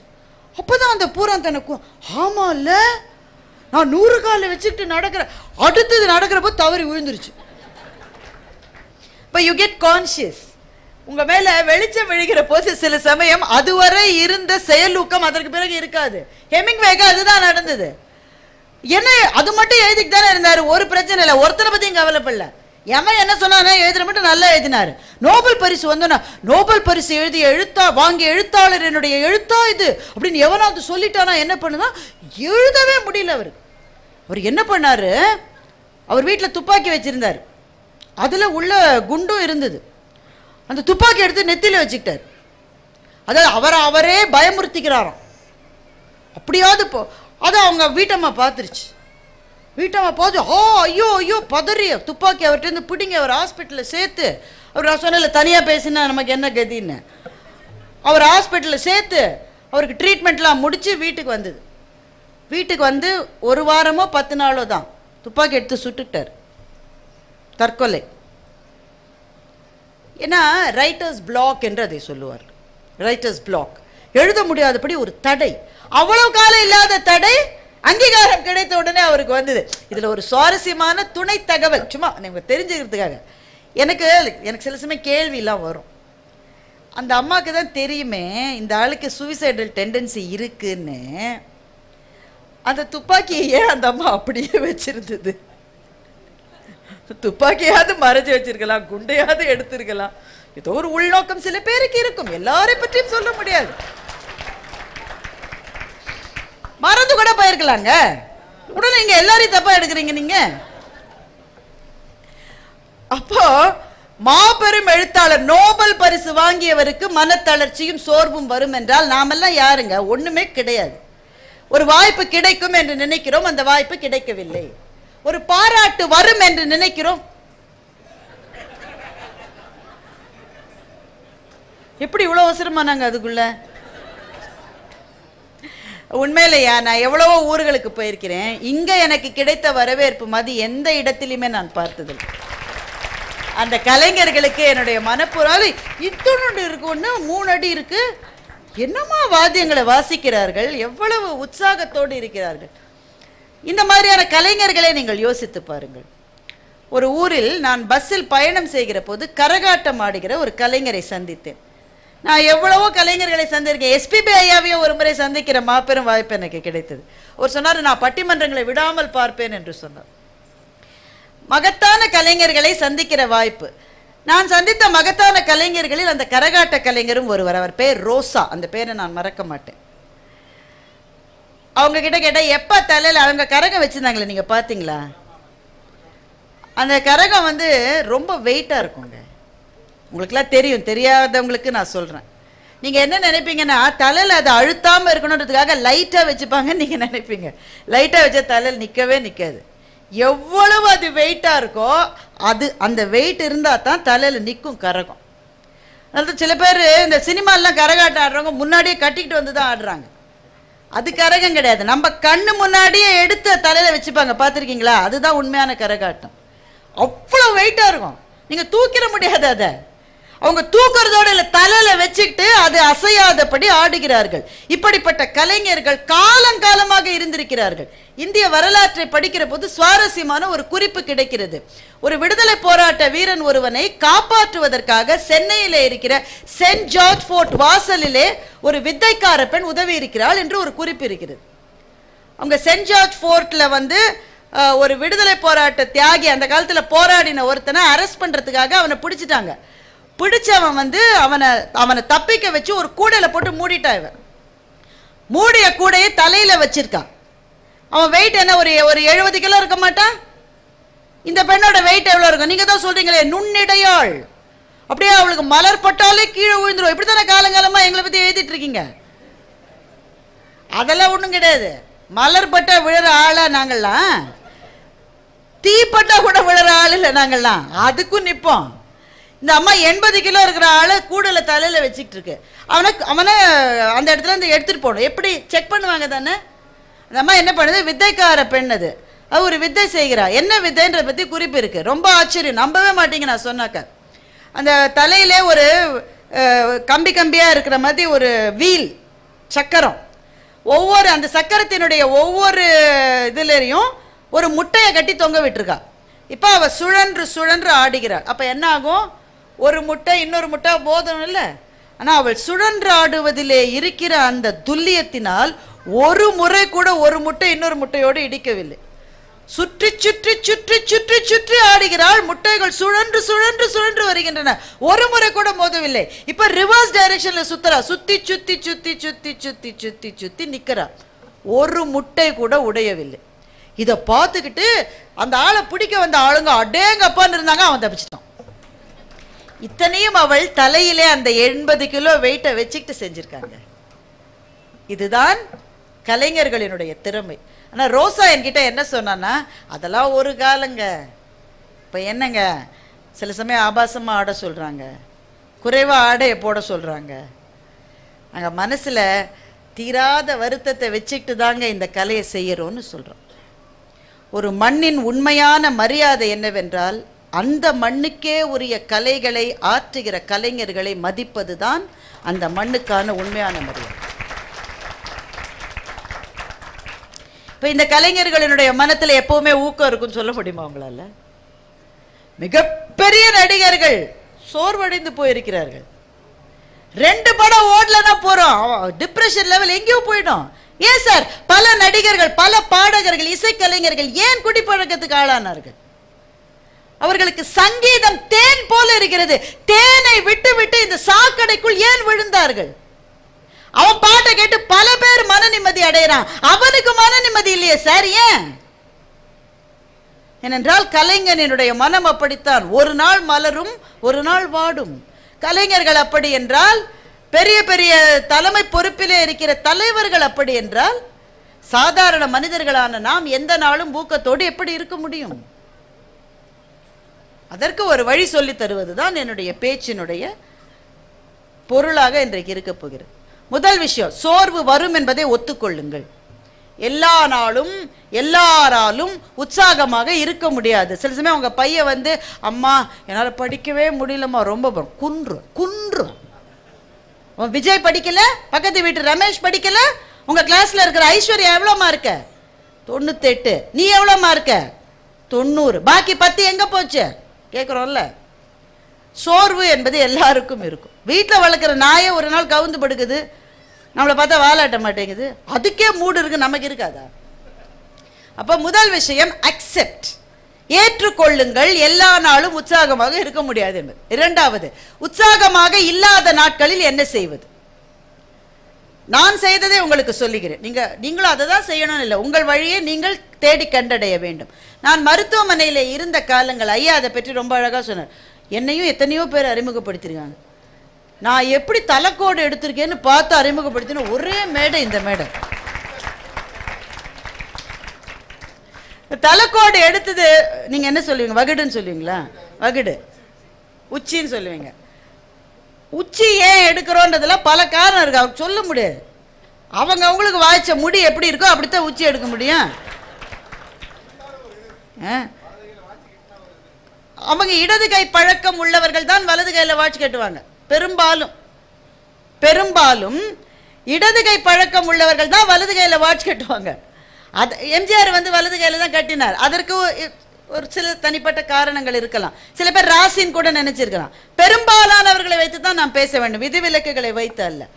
ஏன் அப்படி? அந்த உச்சி எடுக்கிறத பத்தி அவர், வகுடு எடுக்கிறத பத்தி அவர் சொன்னது போது எனக்கு அதுலயே ஒன்று தோணுச்சு. எங்க வீட்டில் 3 பொம்பளை பிள்ளைங்க. நானே எங்கள் அக்கா 2 பேர் ஒரு காலத்தில் எங்களுக்கெல்லாம் கால் மட்டும் முடி இருந்தது. என்ன கேலியை சிரிக்கிறீங்க? நான் என்ன நாகர்கோயில்காரியா நல்ல தண்ணி கிடைக்க? நாங்களும் சென்னைக்காரங்க, இங்கேயும் கிடையாத இல்லைன்றார் ஐயா. எங்கள் ஊர் தண்ணியை விட பெட்டராக இருக்கும்ல. சென்னைக்காரங்களுக்கு அப்படித்தான் ஆகும். அங்கே 3 பேருக்கும் எங்கள் அம்மா வந்து 3 பேரையும் பிள்ளைங்களை வந்து வெள்ளி செவ்வாய் அன்னைக்கு தலைமுழுக வச்சுட்டு கோடு எடுப்பாங்க, வகுடு எடுப்பாங்க. வகுடு எடுத்து நான் பலமுறை பார்த்து எனக்கு சரியாகவே வராது, கோணல் ஆயிரும். எப்படி வகுடு எடுத்தாலும் கோணல் ஆயிரும். அப்புறம் எங்கள் அம்மாட்ட கேட்பேன், எப்படிம்மா நீ மட்டும் இப்படி சீப்பை வச்சு கரெக்டாக வகுடு எடுக்கிறேன், நான் எடுக்கும்போது கோணலாக வருதுன்னு எங்கள் அம்மாட்ட கேட்டேன். எங்கள் அம்மா அதுக்கு ஒரு டெக்னிக் சொல்லி கொடுத்தாங்க. நீ சீப்பை வச்சு வகுடு எடுக்கிற போது எதை பார்ப்பேன்னு கேட்டாங்க. கண்ணாடியை பார்க்குறேன். எதை பார்ப்ப? கண்ணாடியில் எதை பார்ப்ப? சீப்பை பார்ப்பேன். லூசு, சீப்பை பார்க்கக்கூடாது, அந்த வகுடு எங்கே முடியுதோ அந்த இடத்த பாரு, சீப்பு தானா அங்கே போகும்னு எங்கள் அம்மா சொன்னாங்க. இது வாழ்க்கையில் வெற்றி பெறுவதற்கான ஒரு வழி. போக வேண்டிய இடத்தை பாருங்கள், வழி தானாகவே அமையும். வழியை பார்த்து கொண்டே இருந்தால் போக வேண்டிய இடத்துக்கு போக முடியாது. இப்போ அவர் சொன்னதிலிருந்து எனக்கு எவ்வளவு பெரிய பாயிண்ட் கிடைச்சிருக்கு பாருங்க. மிக மிக அழகாக ஐயா அவர்கள் சொன்னார்கள். ஒவ்வொருவர், நான் மருத்துவமனையில் இருந்த காலத்தில் பல பேர் பிரார்த்தனை செய்ததை பற்றி சொன்னார். என்றென்றும் அவர்களுக்கு நன்றி கடனோடு இருப்பேன். ஆனால் நான் மருத்துவமனையில் இருந்த போது எனக்கு இந்த மாதிரி பிரார்த்தனை செய்கிறாங்கன்னே தெரியாது எனக்கு. ஏனென்றால் என் கணவர் கூட என்னை ஒரு நாளைக்கு 1 நிமிஷமோ 1.5 நிமிஷமோ தான் சந்திக்க அனுமதி.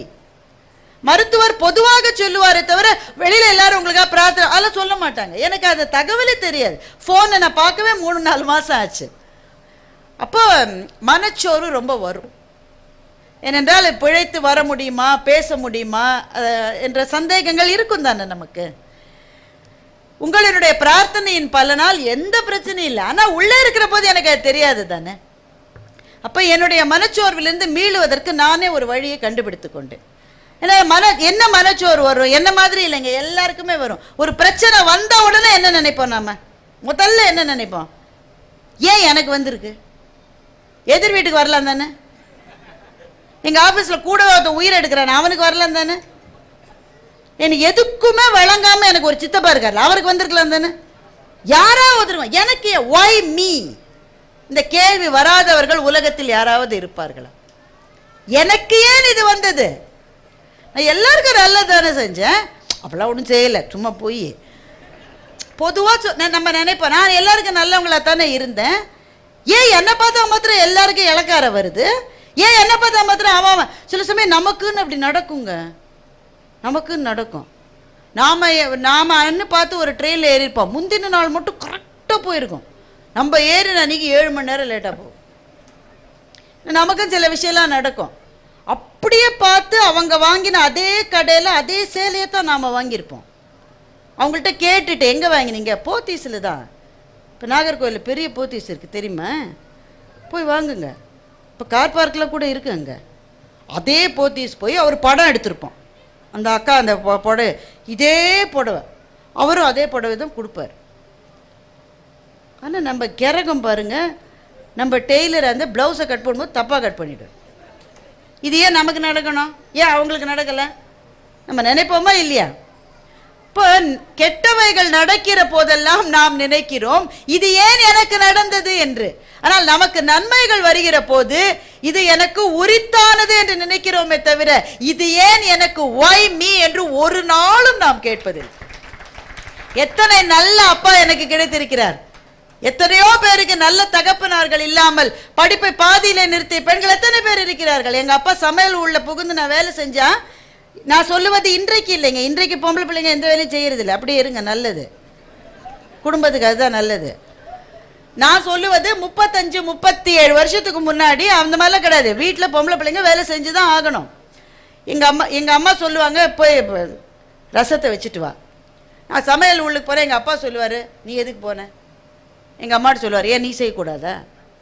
ஏன் அவள் பழகணும்? இல்லை, அவள் இதெல்லாம் பழக வேணாம், இந்த வேலையை செய்யறதுக்கு 1000 பேர் இருக்காங்க, அவள் படிக்கட்டும். இப்படி சொல்லுகிற அப்பா எனக்கு கிடைத்தார். நான் ஒரு தடவை கூட கேட்டதில்லை ஒய் மீ என்று கேட்டதே இல்லை. ஆனால் உடம்பு சரியில்லை உடனே நான் கேட்டேன் ஒய் மீ, எனக்கு மாத்திரம் ஏன் இந்த கஷ்டம் வந்தது என்று நான் கேட்டேன். இப்படித்தான் நம்ம எல்லாரும், இந்த நான் மாத்திரம் இல்லை, எல்லாரும் அப்படித்தான். நமக்கு சிறப்புகள், நன்மைகள், பெருமைகள் கிடைக்கிற போது எனக்கு கிடைக்க வேண்டியதானே கிடைச்சிருக்குன்னு நினைக்கிறோம். ஆனால் தாழ்வுகள், பிரச்சனைகள், உடல்நல குறை வருகிற போது கடவுளே கண்ணு இருக்கா அவனுக்கு, நீ நல்லா இருப்பியா, நீ நாசமா போ, எனக்கு போய் இதை கொடுத்தேன்னு கேட்கிறோம். இப்போ இந்த மனநிலையிலிருந்து வெளியே வந்தால்தான் ஊக்கத்தை கைவிடாமல் இருக்க முடியும். எப்படி வெளியில் வருவது? நான் ஒரு சின்ன விஷயம் பண்ணேன். நன்றி, கிராட்டிடியூட். யார் யாரோ போகிற போக்கில் நமக்கு உதவி செஞ்சுருக்காங்கல்ல, நின்று நன்றின்னே சொல்லாமல் கிளம்பி வந்துருக்கோம். அவசரத்தில் யாரோ உதவி செஞ்சுருக்காங்க, ரொம்ப தேங்க்ஸ்ன்னு கூட சொல்ல முடியல, வந்துட்டோம். பள்ளியில் படிக்கிற போது, கல்லூரியில் படிக்கிற போது யார் யாரோ உதவி செய்திருக்கிறார்கள். எனக்கு உதவி செய்தவர்கள் யார் என்று என் மனத்துக்குள் ஒரு பட்டியலை தயாரித்து கொண்டு மருத்துவமனையிலிருந்து வெளியே வந்தவுடன் அவர்களை கூப்பிட்டு நான் நன்றி சொன்னேன். கிராட்டிடியூட் இஸ் a healer என்று சொல்லுவார்கள். நன்றி என்பது காயங்களை ஆற்றக்கூடியது. உங்களை யாராவது காயப்படுத்திட்டாங்களா, நீங்க என்ன செய்யலாம்? பதிலுக்கு அவங்கள போய் வெட்டலாமா? வெட்டலாம். ஏன்னா நம்ம பார்க்குற எல்லா சீரியலும் அப்படித்தான் இருக்கு. உன்னை பழிவா, எல்லா சீரியலும் எப்படி இங்க பால்ல விஷத்தை கலக்குறாங்க, நமக்கு கிடைக்க மாட்டேங்குது கழுத. பழி வாங்காமல் விட மாட்டேன். பழி வாங்குவது என்பது ஒரு செயின் மாதிரி, அதுக்கு முடிவே கிடையாது. உங்களை ஒருவர் காயப்படுத்தினால் அவரை பதிலுக்கு காயப்படுத்துவதை நிறுத்திவிட்டு உங்களுக்கு உதவி செய்த யாரோ ஒருவரை கூப்பிட்டு நன்றி சொல்லி பாருங்கள். உங்களுடைய வாழ்க்கையில் நிச்சயமாக ஒரு மாற்றம் வந்தே தீரும். நான் அதைத்தான் செய்தேன். என்னுடைய 2ஆம் கிளாஸ் ஆசிரியர் அகல்யா குமாரி, அவங்க பேரு, எங்க இருக்காங்கன்னே தெரியாது. ஆனால் மருத்துவமனையில் வந்த உடனே அவர்களை கஷ்டப்பட்டு தேடி பிடித்தேன். அந்த பள்ளியில் இப்போது பணியாற்றுகிற தலைமை ஆசிரியர்கிட்ட போய் பழைய ரெக்கார்ட், ஏன்னா அவங்களாம் ரிட்டையர் ஆகி எவ்வளோ வருஷம் ஆயிருக்கும், அவங்க எங்கேயோ எப்படி தேடி பிடிச்சிட்டேன். பேச முடியல அவங்களால, கொஞ்சம் பேச்சு தடுமாறுற நிலைமையில தான் இருக்காங்க. தேடி பிடிச்சி ரொம்ப நன்றி டீச்சர்னு அவங்க சொன்னாங்க. நான் ஒவ்வொரு தடவை பட்டிமன்றத்தில் பார்க்கும்போது சொல்ல எம் புள்ளன்னு சொல்லுவேன். நான் ஏன் அவர்களுக்கு நன்றி என்றால், என்னை முதலில் மேடை ஏற்றி பேச வைத்தவர் அவர்தான். எனக்கு பிடெக் நான் முடித்த உடனேயே ஒரு நிறுவனத்தில் எனக்கு வேலை கிடைச்சிது, MBA அட்மிஷனும் கிடைச்சிது. நான் வேலைக்கு போகணும்னு தான் விரும்பினேன், படிக்க விரும்பலை. எங்கள் ப்ரொஃபஸர் சொன்னார், உனக்கு நான் 15 நாள் டைம் தரேன், அந்த வேலை உனக்கு பிடிக்காது, எப்படி நீ திரும்பி வந்துடுவேன்.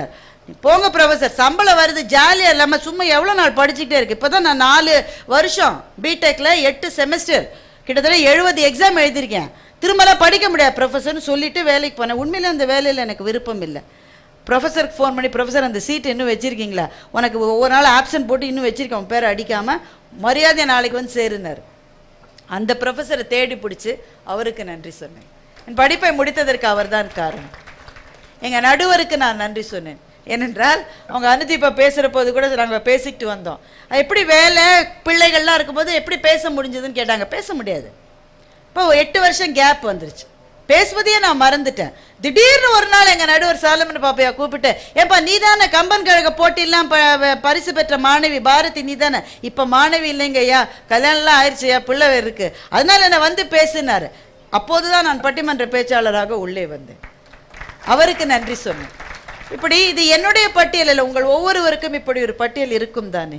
உங்களுக்காக கண்ணீர் சிந்திய ஒரு அப்பா, உங்கள் நெற்றியிலே திருநீரை இட்டுவிட்டு உங்களுக்காக பிரார்த்தனை செய்த ஒரு பாட்டி, உங்களுக்கு நல்ல பேண்ட் வாங்க வேண்டும் என்பதற்காக தனக்கு தீபாவளிக்கு துணி வேண்டாம் என்று சொன்ன ஒரு அண்ணன், உங்களுக்கு உதவி செய்த ஒரு நண்பன், எல்லாருக்கும் இருப்பாங்க தானே. எல்லாம் முதுகலை குத்துற கேஸாத்தான் இருக்குன்னு சொல்றீங்களா? யாரோ இருந்திருப்பாங்க. ஏனென்றால் மார்க் ட்வைன் சொன்னார், there is nothing like a self-made man, we are all made of thousands of others என்று சொன்னார். சொந்த முயற்சியில எழுந்து நின்றவன் என்று ஒருவன் கூட உலகத்தில் கிடையாது. யார் யாருடைய தோளிலும் முதுகிலும் ஏறித்தான் நாம் இந்த வாழ்க்கையை வாழ்ந்து கொண்டிருக்கிறோம். திருப்தியா வீட்டுக்கு போய் ஒரு சோறு சாப்பிட்றோம்ல, அந்த சோறு நம்முடைய இலைக்கு வருவதற்காக பாடுபட்ட ஒரு விவசாயிக்கு கூட நாம் நன்றி சொல்லலாம் தானே. நன்றி என்பது நெஞ்சத்தினுடைய காயங்களை ஆற்றும். யாராவது ஒருவர் உங்களை அவமானப்படுத்துகிற போது யாருக்காவது நன்றி சொல்லுங்கள், இல்லை என்றால் யாரோ ஒருவரை பாராட்டுங்கள். உங்களுடைய மனசு நொந்திருக்கிறது, என்னை ஒருவர் கூட பாராட்டவில்லை. எத்தனை பெண்கள் என்னிடம் சொல்றாங்க, எங்க வீட்டில் எங்க வீட்டுக்காரர் ஒரு நாள் கூட சாப்பாடு நல்லா இருக்குன்னு சொன்னதில்லை, ஒரு நாள் சொல்ல மாட்டார். கஷ்டப்பட்டு என்ன செஞ்சாலும் அப்படின்னு சொல்லி அப்படியே போவார். ஏன் ஒயிட் சட்னி வைக்கலான்னு கேட்டாராம். அந்த அம்மா கோவத்தில் சட்னி அவர் தலையில் கவுத்துருச்சு. ஏன்னா பக்கத்துலேயே ஒயிட் சட்னி வச்சிருக்காரு. இப்போல்லாம் நம்ம தேங்காய் சட்னின்னு சொல்கிறத கூட விட்டோமே. White chutney, red chutney, green chutney, என்னங்க இது? அந்த ஆள் ஃபோன் பேசிக்கிட்டே பக்கத்துலேயே இருந்து தேங்காய் சட்னியை பார்க்காமலே சாப்பிட்டு வெறும் இட்லி சாப்பிட்ருக்காரு. ஏன்னா அவர் வந்து பிரதமரோட பேசிட்டு இருக்காரு. முக்கியமான கால் இல்லையா? அப்பா என்ன அவ்வளோ முக்கியமான கால்? வம்பு தானே, ஆஃபீஸ் வம்பு தானே பேசுகிற நீ. பார்த்து சாப்பிட்டா என்ன உனக்கு? பிள்ளைகள் கூட நன்றி மறக்கிறார். சொல்ல கஷ்டமா இருக்கு. பிள்ளைகள் நன்றி மறக்கிறார்கள். அப்படி என்ன செஞ்சுட்டு எனக்குன்றோம். உயிரை கொடுத்துருக்கேன்டா, 30 வருஷம் வெந்திருக்கேன், என்ன செஞ்சுட்டேன்னு கேட்குற நீ? எல்லா அப்பா அம்மாவும் என்ன செய்யணுமோ அதை தான் நீ செஞ்சேன்றோம். இதற்கு பதில் சொல்ல முடியுமா உங்களால? எப்போதிலிருந்து ஆரம்பிப்பீர்கள்? வயிற்றிலே அவன் உதைத்த நாளில் வந்த வலியிலிருந்து கதையை சொல்ல ஆரம்பித்தால் நாம் வாழ்ந்து முடிக்கிற காலங்கள் முடிந்து விடும் அல்லவா? எதை சொல்லுவது? சொல்லி காட்டுவதற்காக பிள்ளைகளை வளர்த்திருக்கிறோம். ஆனால் அவன் கேட்குறான், அப்படி என்ன செஞ்ச? என்ன செஞ்ச? அவர் வேலை வாங்கி கொடுத்தாரு, நீ என்ன பண்ண? படிக்க வச்சேன்டா, படித்தாலும் வேலை கிடைக்காதுன்றான். இப்போ நன்றி மறக்கிற சில பேரை நீங்கள் பார்க்கிற போது நெஞ்சம் காயப்படுகிறது. அதற்கு பதில் என்னவென்றால், அவர்களை திரும்ப காயப்படுத்துவதல்ல, உங்களுக்கு உதவி செய்த யாரையோ தேடி பிடித்து அவருக்கு நன்றி சொல்லுவது ஒன்றுதான் அதற்கான மருந்தாக இருக்க முடியும். நிறைவாக ஊக்கம், சில சமயங்களில் ஏன் வந்து ஊக்கத்தை விடுகிறோம்னா, முடிவு தெரியாத பாதையில் போய்க்கிற மாதிரி இருக்கு. ஏதோ ஒரு லட்சியத்துக்காக போராடிட்டு இருக்கீங்க, அது எப்ப நடக்கும்னே தெரியல. எத்தனை நாள் போராடுவது, எத்தனை நாள் முயற்சி செய்வது? ஐஏஎஸ் தேர்வுக்கு ஒரு பிள்ளை படிச்சுட்டு இருக்கான்னு வைங்க, நல்லா தான் படிக்கிறான். ஃபர்ஸ்ட் அட்டெம்ப்ட், செகண்ட் ஆச்சு, தேர்ட் ஆச்சு, ஃபோர்த் ஆச்சு. அப்போ அவனுக்கு வாழ்வே சூன்யமா இருக்கு. இப்ப இதுல இருப்பதா, இதை விட்டு விட்டு போவதா? இந்த கேள்வி வருமா இல்லையா? இதை தொடர்ந்து செய்வதா? இந்த ஊக்க பேச்சு, நான் என்ன ஊக்க பேச்சாளர்னு நான் சொல்லிக்கிறது இல்லை.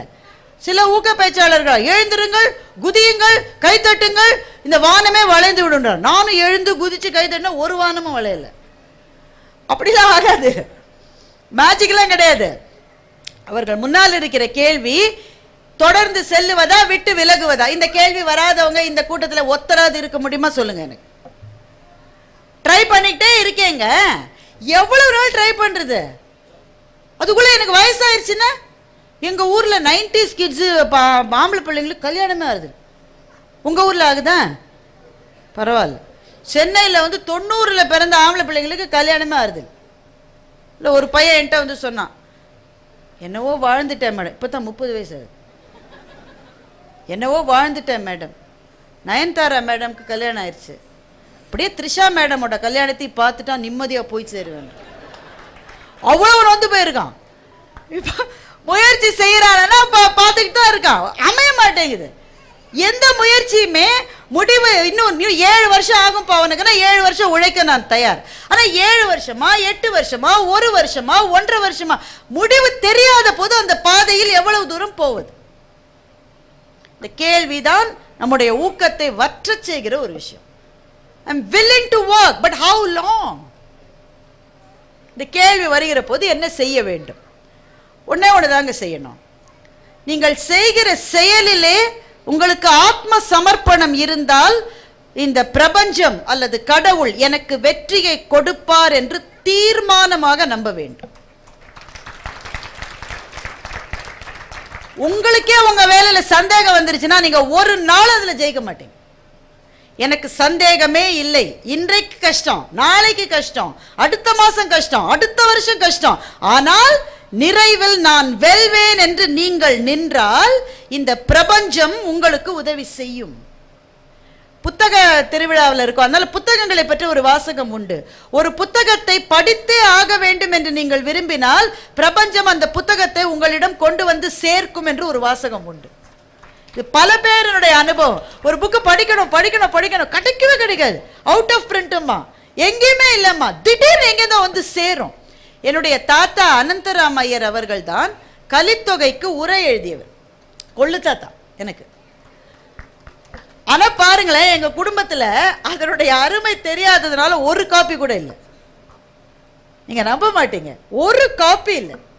இப்போதுதான் தமிழ் வளர்ச்சித்துறையின் உதவியோடும் ஐயா திரு மா ராஜேந்திரன் அவர்களினுடைய உதவியோடும் அந்த பிரதி எனக்கு இப்போது கிடைத்திருக்கிறது. முதல்ல எனக்கு எப்போ கிடைச்சதுன்னா, எங்கள் ஃபேமிலியில் ஒரு காப்பி கூட இல்லை. நான் நினச்சி ஏங்கினேன், ஐயோ இப்படி ஒரு புத்தகம் வீட்டில் இல்லையே, பிரிண்ட்லேயே இல்லையே, எனக்கு வேணும். ஒரு நாள் 2 நாள் இல்லை, கிட்டத்தட்ட 5 வருஷம் கனவு அது. ஒரு முறை நாங்கள் அமெரிக்காவுக்கு பாப்பையா சாரோட சிகாகோவுக்கு ஒரு பட்டிமன்றத்துக்கு போயிருந்த போது, அந்த பட்டிமன்றத்தில் பேசுகிற போது நான் சொன்னேன், நேற்றைய நினைவுகளா நாளைய கனவுகளா அந்த தலைப்பில் பேசும்போது சொன்னேன், எனக்கு ஒரு கனவு இருக்குது, எங்கள் கொழுதாத்தாவுடைய புத்தகம் எனக்கு கிடைக்கணும்னு ஒரு கனவு இருக்குன்னு. அந்த கூட்டத்திலிருந்து ரொம்ப வயதானவர் ஒருவர் எழுந்திருந்து என்னுடைய லைப்ரரியில் அந்த புத்தகம் இருக்குன்னு சொன்னார். நாங்கள் அன்றைக்கி நைட்டே ஃப்ளைட் பிடிச்சி வேறு ஊருக்கு போகணும். அதனால் அவர் என்ன செய்தார், இரவோடு இரவாக அந்த புத்தகத்தை பிரதி எடுத்து அதோடைய சாஃப்ட் காப்பியை எனக்கு அனுப்பிச்சார். இந்த புத்தகம் என்னை இங்கே நான் சென்னையில் தேடிட்டு இருக்கேன், தஞ்சாவூரில் தேடிட்டு இருக்கேன், மதுரையில் தேடிட்டு இருக்கேன், அமெரிக்க நாட்டிலே ஏன் எனக்கு கிடைத்தது? ஏனென்றால் உண்மையிலேயே ஒன்றை நீங்கள் விரும்பினீர்கள் என்று சொன்னால் அது உங்களிடம் வந்து சேரும்.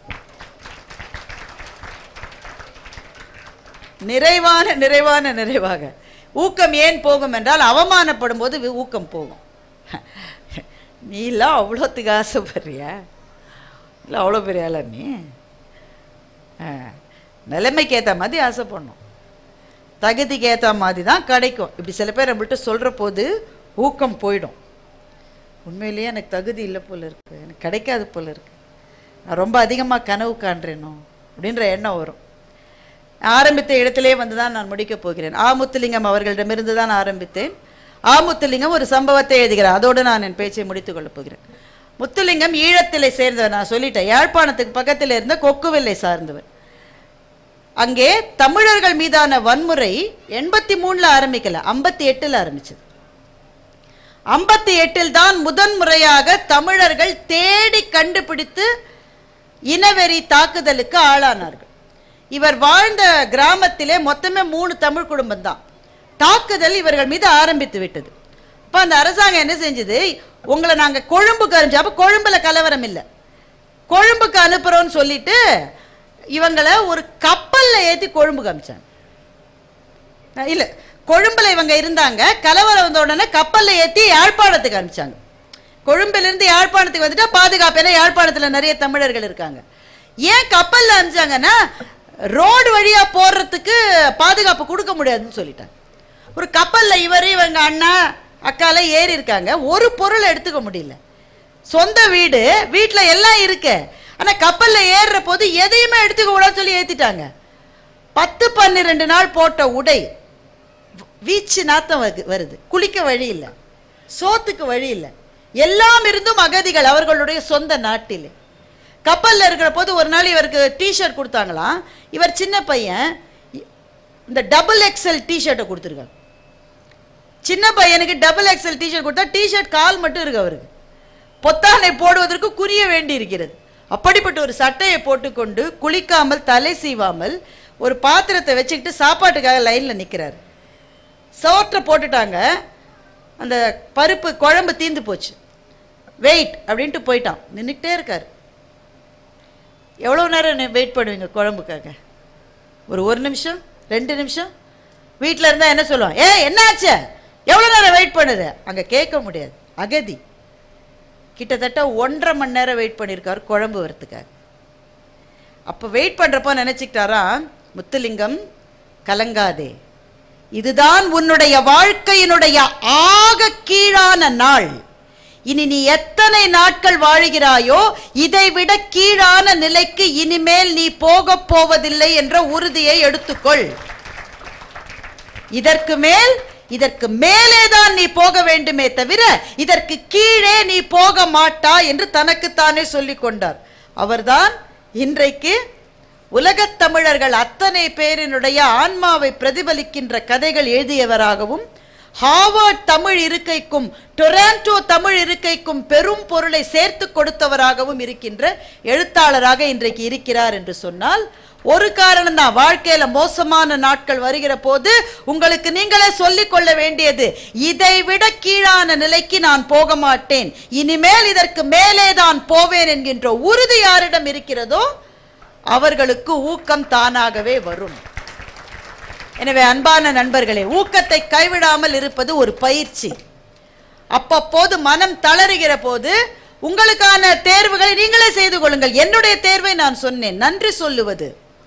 வாழ்க்கையில் இதைவிட மோசமான ஒரு கட்டம் இல்லை என்று எனக்கு நானே உறுதி சொல்லிக் கொள்ளுவது.